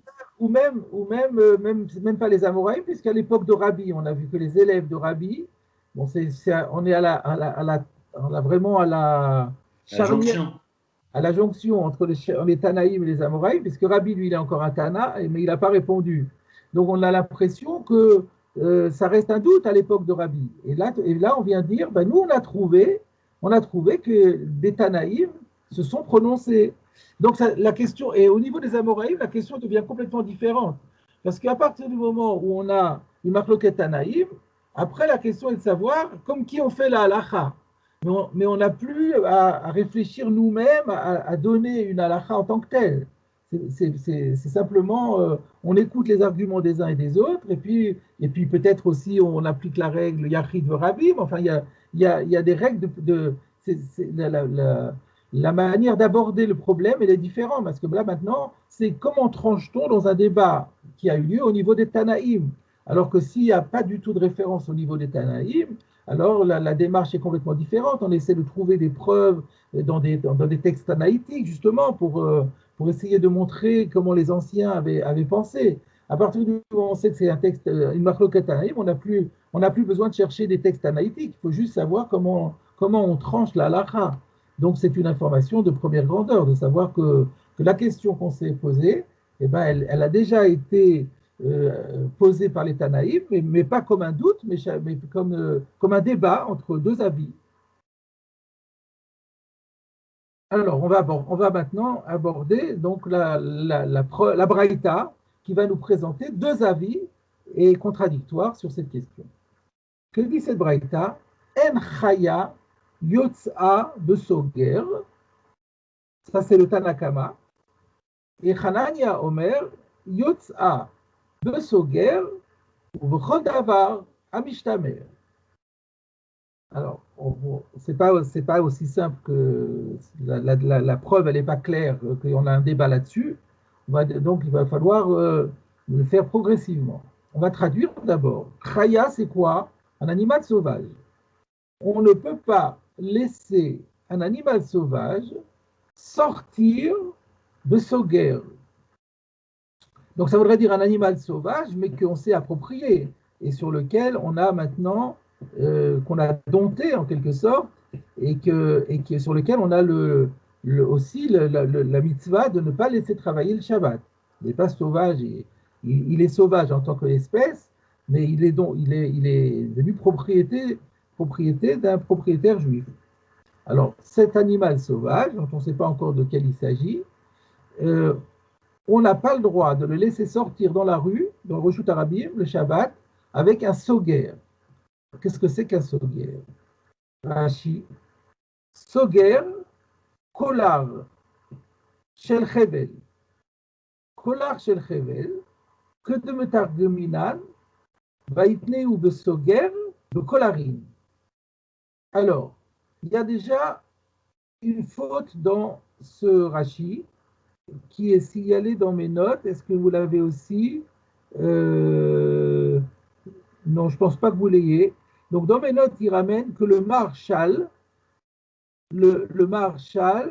dans les anciennes éditions, a corrigé le kolar en enlevant le aleph et les petits traits. Parce qu'avec ce aleph et ces petits traits, on a l'impression que c'est un laaz, que ce Rashi est en train de traduire le mot soger en français, en vieux français. Or, ce n'est pas du tout le cas. D'ailleurs, on le voit bien de la fin du Rashi, qui ramène à l'appui un targoum. Donc, ça veut dire que c'est un mot d'origine araméenne. Et le mot kolar, kouf vav lamedresh, est un mot courant dans la Gemara. Ayotse bekolar, dans Gitin, et dans Masechet Kelim, Perikudbet, Mishnah Aleph. Donc, en fait, il faut corriger, là, c'est trompeur. C'est pas un mot en français, c'est un mot en araméen, kolar, kouf vav lamedresh, qu'on traduit habituellement par un carcan. Un carcan, shel chevel, mais c'est un carcan qui est, en général, le carcan c'est fait avec du bois, et là c'est un carcan qui est fait avec des cordes. Quelle est la preuve que soger est un kolar qui est un carcan? Que de Metargominan, parce que le Targum Yonatan sur Yocheskel, chapitre 19, où il y a écrit Vaïtneu besoger, on l'a mis au soger, et le Targum dit Bekolarim, on l'a mis au carcan. Donc voilà, on ne peut pas laisser sortir une bête sauvage avec un carcan autour du cou, même si c'est un carcan qui est fait avec des cordes. Ça, c'est le Tanakama. Et Hanania, on avait vu Hanania déjà dans le Kira, vous vous rappelez, par rapport à savoir si on peut mettre un plat avant Shabbat, un plat qui n'est pas entièrement cuit sur un feu non couvert. Ben, ce même Hanania intervient ici et il dit Yotza besoger. Non, il n'est pas d'accord. Et il pense qu'on peut laisser cet animal sauvage sortir avec son carcan, ou v'chol davar amishtamer, et de manière plus générale, avec n'importe quel dispositif, pourvu que ce dispositif parvienne à maîtriser et à surveiller cet animal sauvage. La Gemara demande, fermez les guillemets, c'est la fin de la citation. La Gemara demande, Bemayaskinan, de quoi parlons-nous? De quel cas s'agit-il? De quel chaya, en fait, s'agit-il? Ilema b'chaya gedola. Si je dis qu'il s'agit d'un gros animal sauvage, c'est quoi par exemple un gros animal sauvage? Regardez Rashi, b'chaya gedola, gondov. Disons que c'est comme par exemple un ours. Donc je reviens à la Gemara. Ilema b'chaya gedola misagila soger. Mais si c'est un gros animal comme un ours, mais un carcan, ça sert strictement à rien. Donc comment Hanania pourrait autoriser, alors qu'on a déjà dit que mettre un dispositif qui sert à rien, qui est inefficace, c'est sûr qu'on n'a pas le droit de lui laisser sortir avec, parce que c'est porté, puisque ça n'a d'aucune utilité pour l'animal. Donc si c'était un gros animal sauvage comme un ours, ça ne serait pas possible que Hanania permette. Ve'ela b'chayak tana. Et alors on va dire que c'est une petite bête sauvage. Alors c'est quoi par exemple la petite bête sauvage? Rashi nous dit Kegon nemiya v'chulda. Alors chulda, on sait que c'est une belette. Qu'est-ce que c'est que nemiya? Un peu moins connu, mais c'est le même genre d'animal. C'est une mangouste, on traduit habituellement soit par mangouste, soit par martre. C'est un peu c'est des animaux carnivores de petit gabarit. Alors là, la Gemara, elle dit Milo sagila soger, mais est-ce que ça ne lui suffirait pas un soger? C'est exactement ce qu'il faut. Donc on ne comprend pas. Parce que si on parle d'un gros animal, alors c'est sûr que ce n'est pas suffisant, on ne comprend pas celui qui permet. S'il s'agit d'une chayaktana, c'est tout à fait adapté, donc on ne comprend pas celui qui est interdit. Et là, alors, donc on est bien, par élimination, on est bien amené à comprendre de quel chaya il s'agit. Et là, khatoul. On parle ici d'un chat. Et là, vous remarquerez, mais on le voit aussi dans Psachim, qu'un chat est considéré comme un animal un peu sauvage. C'est pas vraiment un animal domestique. Il a une part, il est intermédiaire entre l'animal domestique et sauvage parce qu'il est particulièrement indépendant. Ou alors ça peut être un chat sauvage aussi, les chats non domestiqués, un chat qui était initialement un chat sauvage et qu'on a recueilli et qu'on a dompté. Et la lave khatoul, Rashi nous dit, et la lave khatoul ikabenayu dans la Gemara. Donc ce qui les oppose, c'est le cas du chat. Rashi nous dit, khatoul lo bain tiruta afilu kochayaktana. Le chat n'a pas besoin d'une surveillance, même telle qu'elle est nécessaire pour un petit animal sauvage comme la belette et comme la mangouste. Chez Notaev d'Ivro Arkolkar, car il n'est pas si désireux de prendre la fuite. Donc il est un peu indiscipliné, il faut le contrôler, mais il n'est pas du tout aussi difficile à garder que une vraie bête sauvage. Ce n'est pas vraiment une bête sauvage, le chat. Et donc, c'est ça qui explique le débat qu'il y a ici entre les Tanaïm. Donc, je reviens à la Gemara. Et là, Khatul Ika Benayou, mais n'est-ce pas que c'est le cas du chat qui les oppose? Tanakama, le Tanakama qui a interdit, ça va, il pense, qui va de Sagila Mitna Alma, puisque, s'agissant d'un chat, ça suffirait de lui mettre simplement un mitna. Alors, qu'est-ce que c'est qu'un mitna? On regarde dans Rashi. Rashi nous dit Chevel Katan, une petite corde, on pourrait presque dire une ficelle. Étant donné qu'on pourrait lui mettre simplement une grosse ficelle, une petite corde, et là, on lui a mis quand même un carcan, donc c'est beaucoup plus lourd. Ça s'appelle le Tirutaye Tevta. Donc, qui va de Sagilé, je reviens à la Gemara, qui va de Sagila Bemitna Alma Masuyu. Le Tanakama pense, puisqu'on aurait pu se contenter de quelque chose de plus léger, une simple petite corde, une cordelette, et maintenant on lui a mis un carcan, donc c'est excessif. Ça s'appelle Shmira Yetera. Et donc c'est un masouille. Et donc c'est interdit. Le Hanania Savar, le Hanania y pense, comme le Tiruta Yetevta, lo Amrinan Masouille, il reconnaît que c'est une Shmira excessive, mais lui il pense que tout dispositif qui crée une garde excessive, nous ne disons pas que c'est un massouille, puisque finalement c'est efficace, et du moment que c'est efficace, eh ben ça c'est admis et c'est autorisé. Et voilà la conclusion de la Gemara, enfin la conclusion partielle, elle n'est pas encore à la chic, mais en tout cas, au niveau de notre question, nous avons bien progressé, puisque nous avons découvert maintenant que c'est vraiment un débat qui existait entre les Tanaïm. La Gemara ne remet pas en question le fait que c'est un débat. Et donc, le Tanakama pense que Shmira Yetera, c'est Assour, et Hanania pense que Shmira Yetera, c'est Moutar.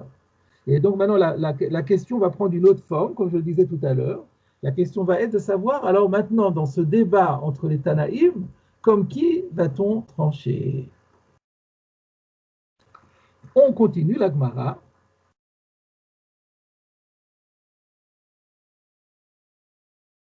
Amar Ravuna Bachia, Amar Shmuel.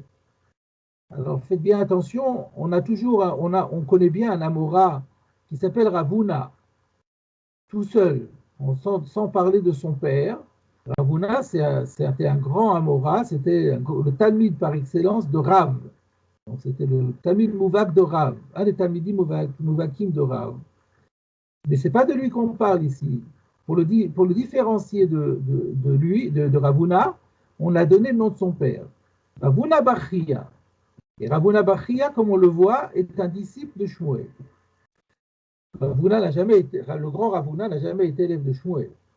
Donc Ravuna Bachia dit au nom de Shmuel, Alacha que Hanania. Et ben voilà. Shmuel a tranché la halacha comme Hanania dans le sens de la permission. Donc, Shmira Yetera, d'après Shmuel, est autorisé.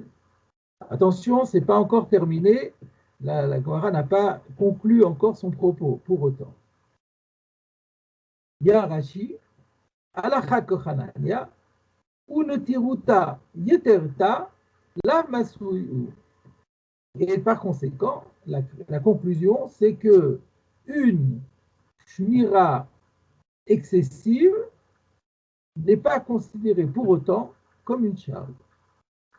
Là encore, on peut se demander, mais qu'est-ce que Rashi a besoin d'intervenir?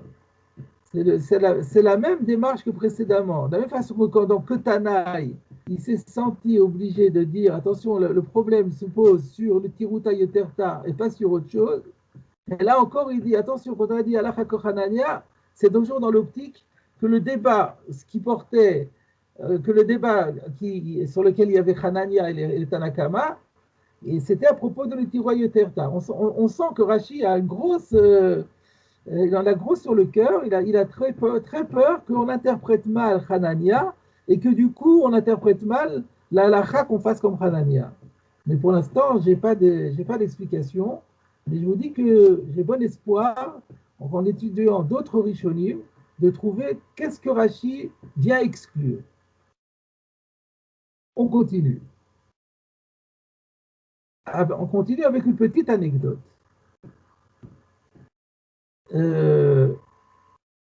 Lévi, Bré de Ravuna Bachia, de Rabba Baravuna, Havu Kaazle Beucha. Donc, c'est quoi? Le décor est le suivant. Donc, il y a Lévi.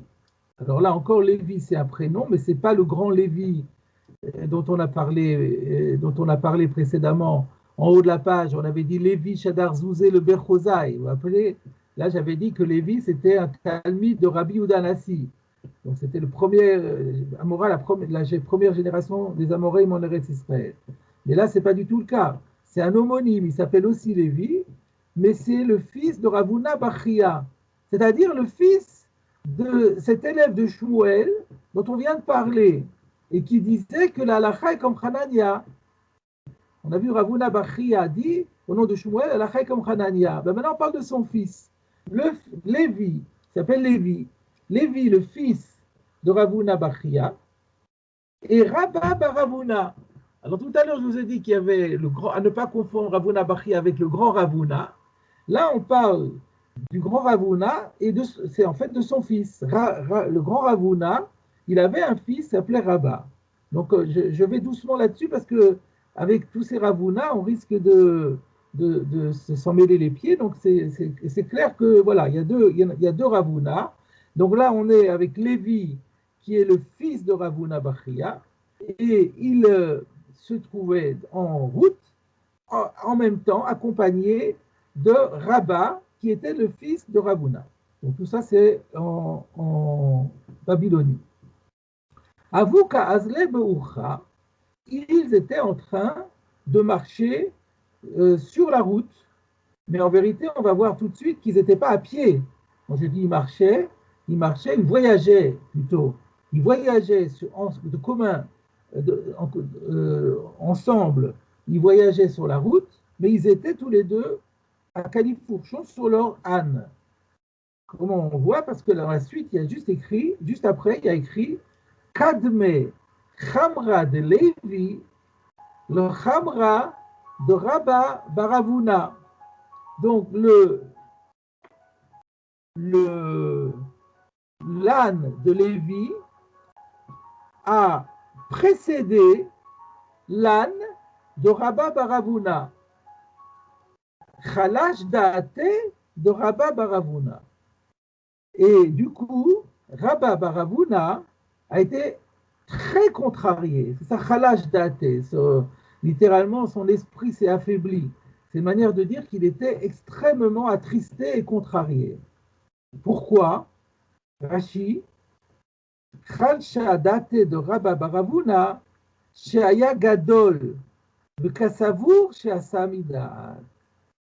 Parce que Rabba Baravuna était supérieur au niveau de l'érudition, de l'autorité, par rapport à Lévi, de l'âge peut-être aussi, par rapport à Lévi, le fils de Ravuna Bachia, de Kassavour chez Assamidat.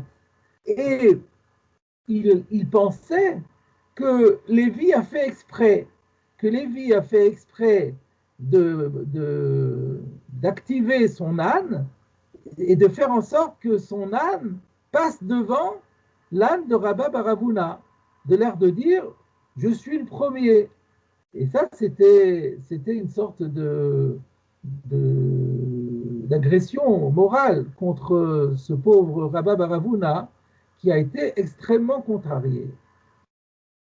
Alors, Lévi s'en est rendu compte, Amar, et il a dit « Eimele Milta », je vais lui dire quelque chose qui est écrit de Itotav Date ou de Titotav Date. Je vais lui dire quelque chose pour le rasséréner, parce que je ne veux pas qu'il m'en veuille, je ne veux pas qu'il croie. En vérité, c'était l'âne qui avait fait ça. C'était l'âne de Lévi qui avait pris cette initiative. Lévi n'y était pour rien. Et Lévi a très bien compris que Rabba Baravuna était mortifié de son comportement. Alors, il n'a pas voulu lui dire directement, mais tu sais, je n'ai pas fait exprès. Il a dit, je vais faire ça de manière plus habile.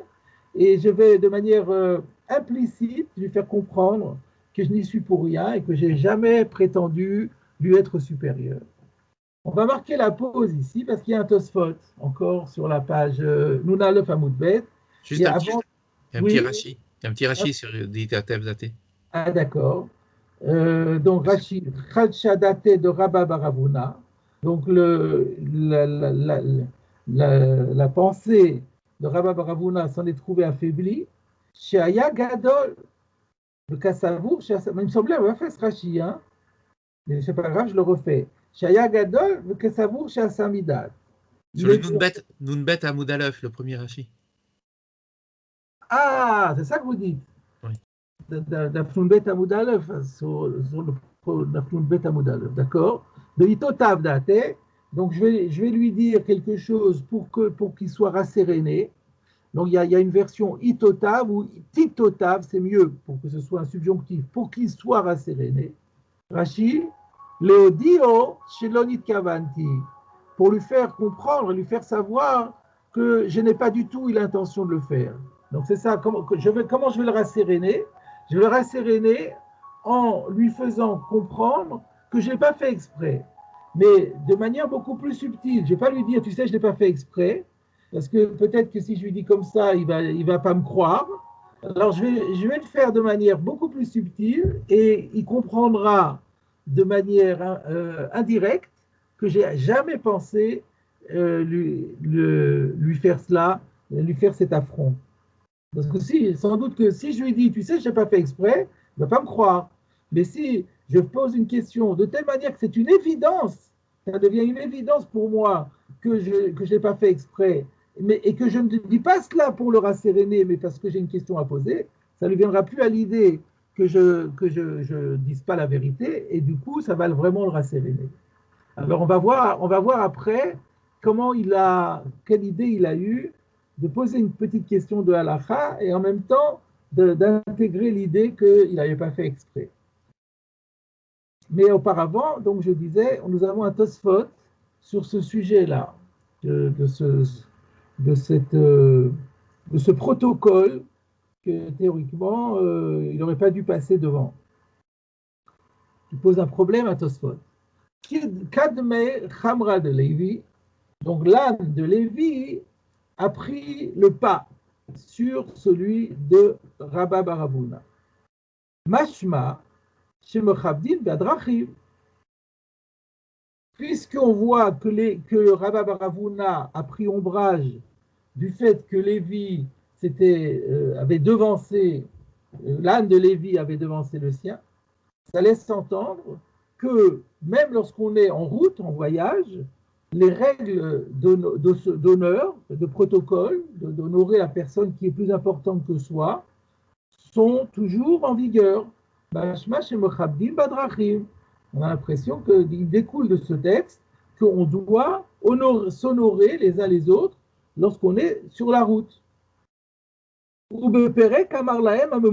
Et d'ailleurs, dans Yoma, page 37a, dans le chapitre intitulé Amar Lahem Amemouné, celui qui était chargé de cette fonction leur a dit, ça c'est le titre du chapitre, là-bas qu'est-ce qu'on dit? Nami Amrinan, on dit aussi, c'est-à-dire dans la même veine, dans la même direction, on dit Shlosha Sheayu Me'alchin Baderer, lorsqu'il y a 3 personnes qui marchent de concert dans la route, Arav de Emtsa, Gadol Mimino, Katan Mismolo.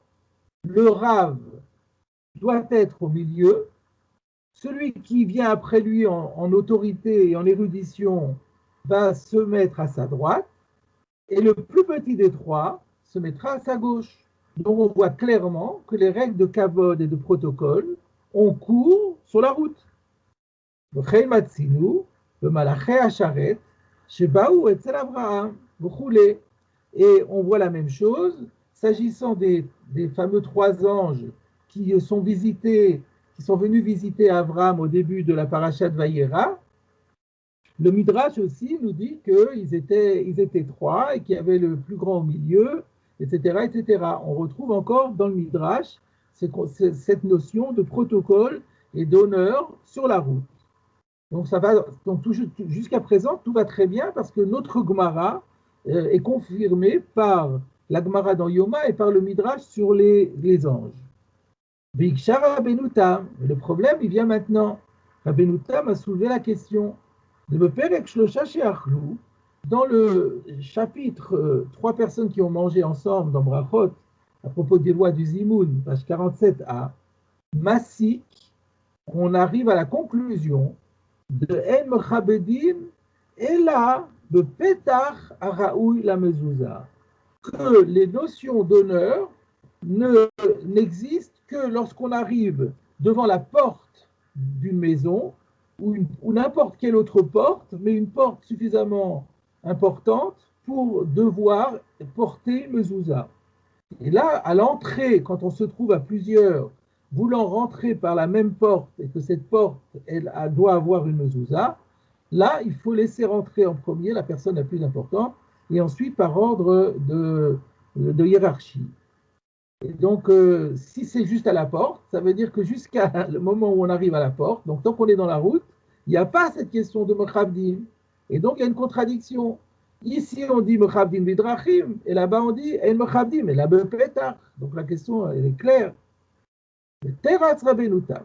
Rabbeinu Tam a répondu lui-même à sa question. Datam, que chez En Olchim Bechabura Achat. Là-bas, quand on a dit que c'est seulement à la porte qu'il faut,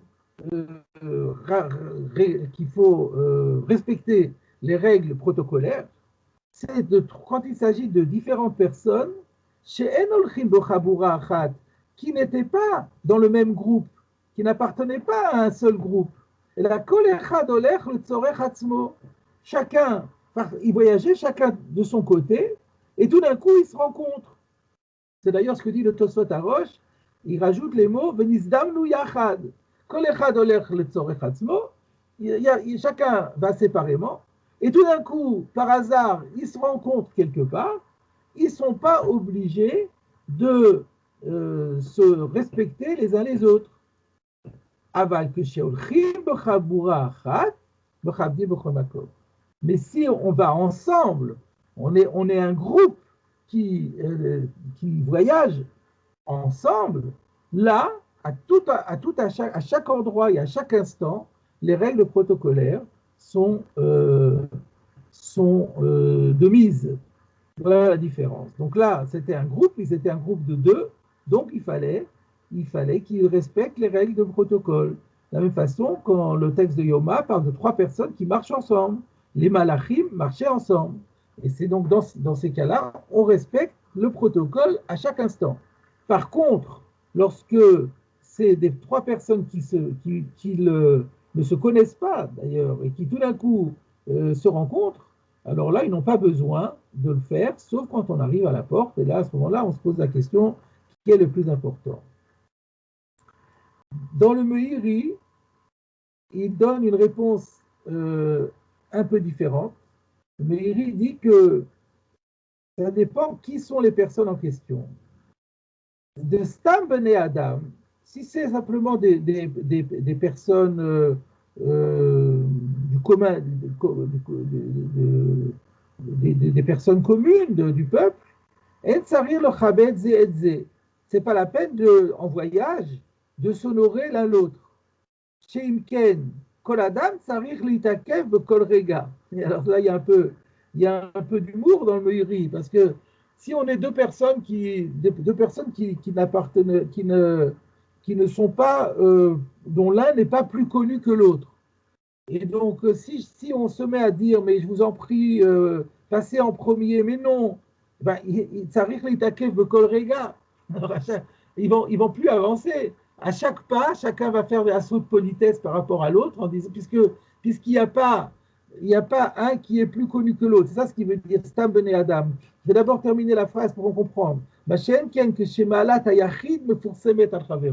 le Meiri fait la différence. Il dit tout dépend s'il y a une différence et une supériorité de l'un par rapport à l'autre qui est notoire. Tout le monde reconnaît qu'il y a une des personnes qui est beaucoup plus importante que l'autre. Alors, dans ce cas-là, il y a toujours la règle de la politesse. Mais lorsque les gens sont tous à égalité, il n'y a pas un qui est notoirement plus important que l'autre. On pourrait aussi dire, mais quand même, il faut faire assez de politesse. Chacun va dire, je vous en prie, passez le premier. Mais le Meiri dit, mais si c'est comme ça, ils vont devoir s'arrêter à chaque instant, ils ne vont pas avancer. Parce qu'à chaque mètre, il y en a un qui va dire, passez avant, je vous en prie, entrez, et l'autre va dire, mais non, c'est à vous, et puis on n'en sortira jamais. Donc, quand on n'est pas, il n'y en a pas un qui est notoirement plus important que les autres, les règles ne s'appliquent pas, sauf quand on arrive à la porte. Quand on arrive à la porte, alors là, c'est bien de faire un saut de politesse, et puis il y en a un finalement qui va devoir décider de rentrer le premier. Mais sur la route, ça n'a aucun sens. Par contre, lorsque c'est des gens, il y a une personne qui est notoirement illustre par rapport aux autres, alors il faut lui laisser la priorité en toutes circonstances. Donc, en résume, il y a deux moyens de résoudre la contradiction. Donc, soit lorsqu'on il y a une différence à faire, et en fait, les deux réponses peuvent être cumulées. Il y a une différence à faire entre, d'une part, si on appartient à un groupe et si on n'appartient pas à un groupe. Si on n'appartient pas à un groupe, on n'est pas tenu du tout de faire des différences. Et même semble-t-il, même si tout d'un coup, on rencontre quelqu'un qui est beaucoup plus important que soi, mais comme on n'est pas avec lui, on n'est pas obligé de le laisser passer en premier. Et donc, ça, c'est un critère. Par contre, quand on est dans un groupe, là, il faut toujours respecter la hiérarchie. Maintenant, ce que dit le Meiri aussi est vrai, c'est qu'il peut ne pas y avoir de hiérarchie. On peut tous être à égalité. Et si on est à égalité, il n'y a pas de inyan de donner préséance à l'un plutôt qu'à l'autre. Et puis, c'est comme ça se passe. Mais par contre, lorsqu'il y en a un qui est plus connu que les autres, alors celui-là, il faut le laisser en premier. Donc il y a donc finalement deux conditions, appartenir à un groupe et qu'il y ait un qui est notoirement plus important que les autres. Là, c'était le cas. On revient à notre histoire. Rabba bar Ravuna était notoirement plus important que Lévi, et donc c'était choquant que Lévi prenne les devants et se place devant Rabba bar Ravuna. Sauf que Lévi n'a pas fait exprès, et que c'était l'âne qui était responsable, mais que Lévi était ennuyé parce que s'il s'excuse, il se dit que l'autre ne va pas le croire. Alors il a trouvé un moyen plus subtil pour le rasséréner, et voilà comment il l'a fait. Nous revenons à la Gemara maintenant. Donc, je reprends la dernière phrase.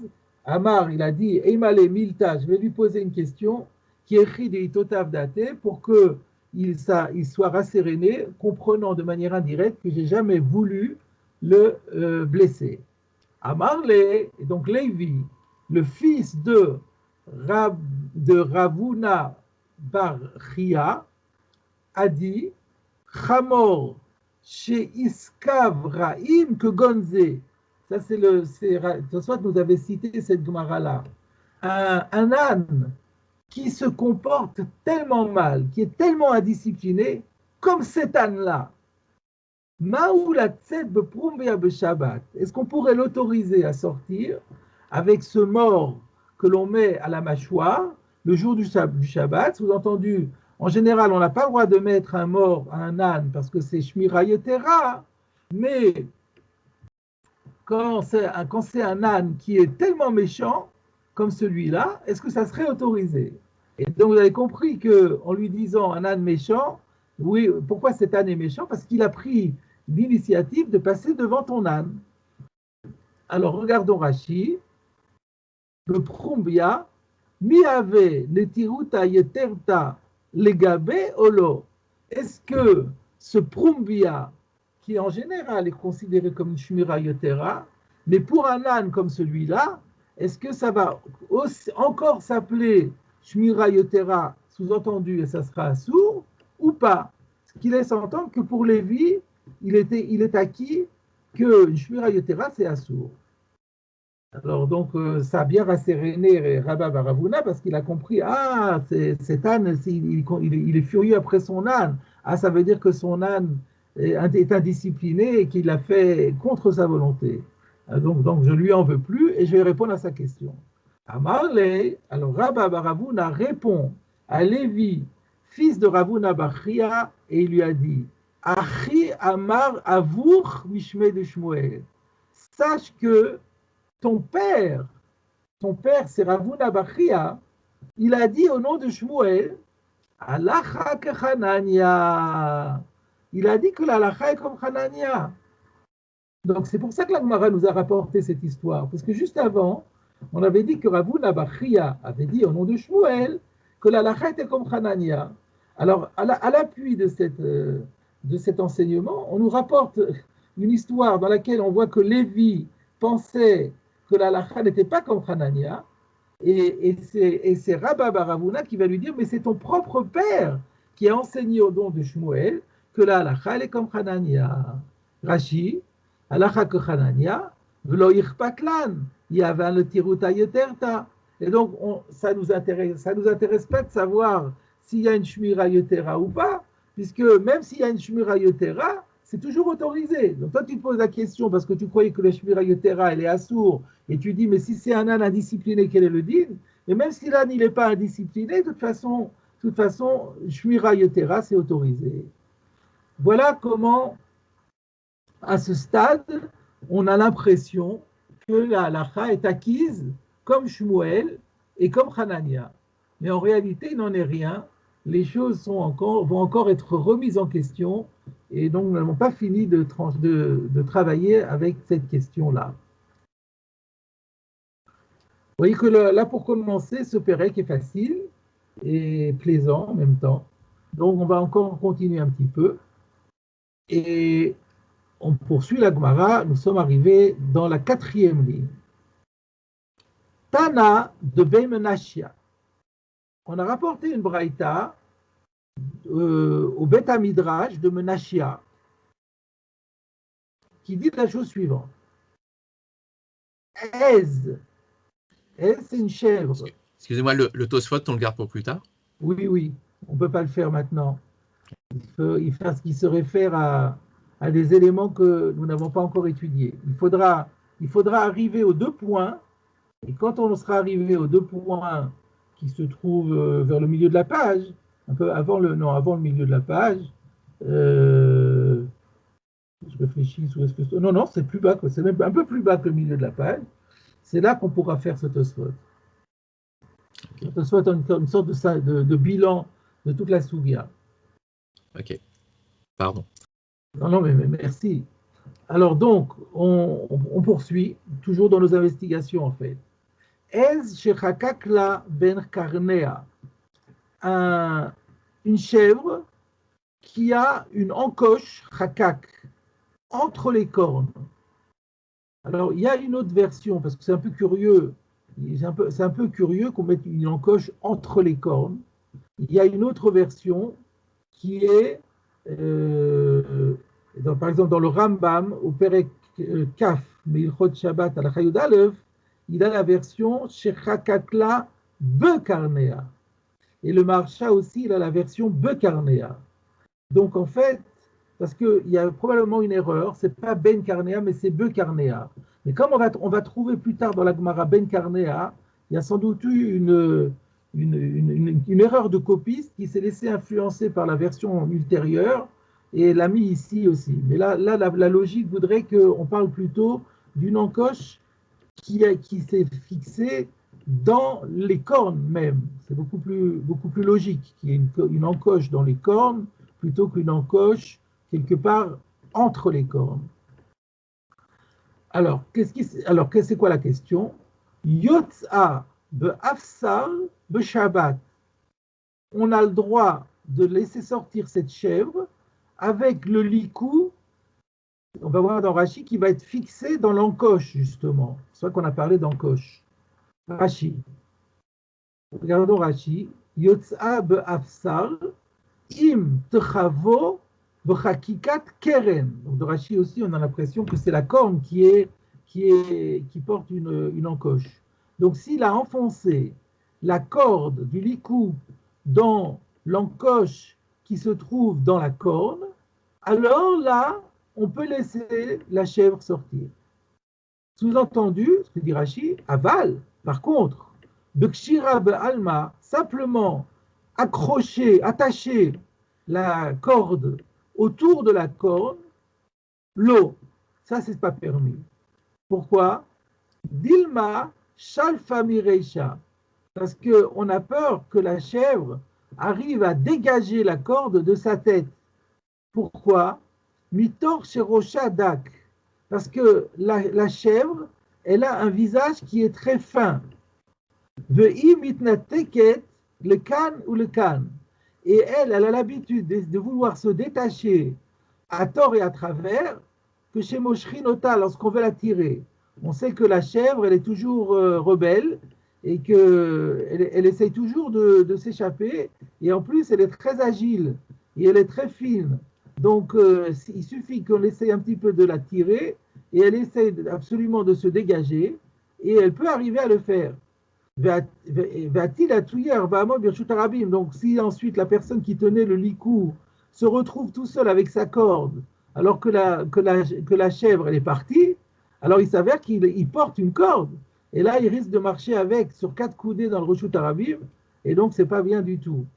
Voilà, c'est pour ça qu'on dit, si c'est juste accrocher un nœud qui est fait autour des cornes, c'est pas bon. Par contre, c'est vrai que s'il y a une encoche dans les cornes et qu'il a fixé la corde dans l'encoche, là, la chèvre ne pourra pas s'échapper.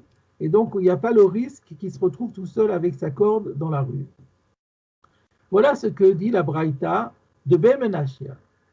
Ok. By Rav Yosef. Alors, à ce sujet, Rav Yosef a posé une question. Tachavla bezikna maou. Pas bezikna, bezkana maou. On sait que les chèvres ont une petite barbiche. Donc, s'il a enfoncé la corde, non pas dans l'encoche de la corne, ça c'est autorisé, mais dans sa barbe. Alors, comment il a fait? Regardez Rashi. Tachavla bezkana, shekashar se'ar zekana, kemin nekev. D'abord, il a fait un nœud avec les poils de la barbe de la chèvre, kemin nekev, en formant ainsi une sorte de trou au centre de cette barbe. Et donc ensuite, il n'avait plus qu'à enfoncer, à introduire la corde, le licou, à l'intérieur de ce trou formé par les nœuds faits avec les poils de la barbe. Je reviens à la Gemara. Maou, quel va être le din? Kivan de i menatachla kaivla lo atia lintucha. Étant donné que si menatach, alors que veut dire menatach? Là, il faudra faire des rachis. Menatach, menatra, mitnateket, elle se dégage, vekofetset, et qu'elle saute, ana, dans toutes les directions, livro armiado pour s'échapper. Donc menatra, ça veut dire si elle veut se dégager. Je reviens à la Gemara.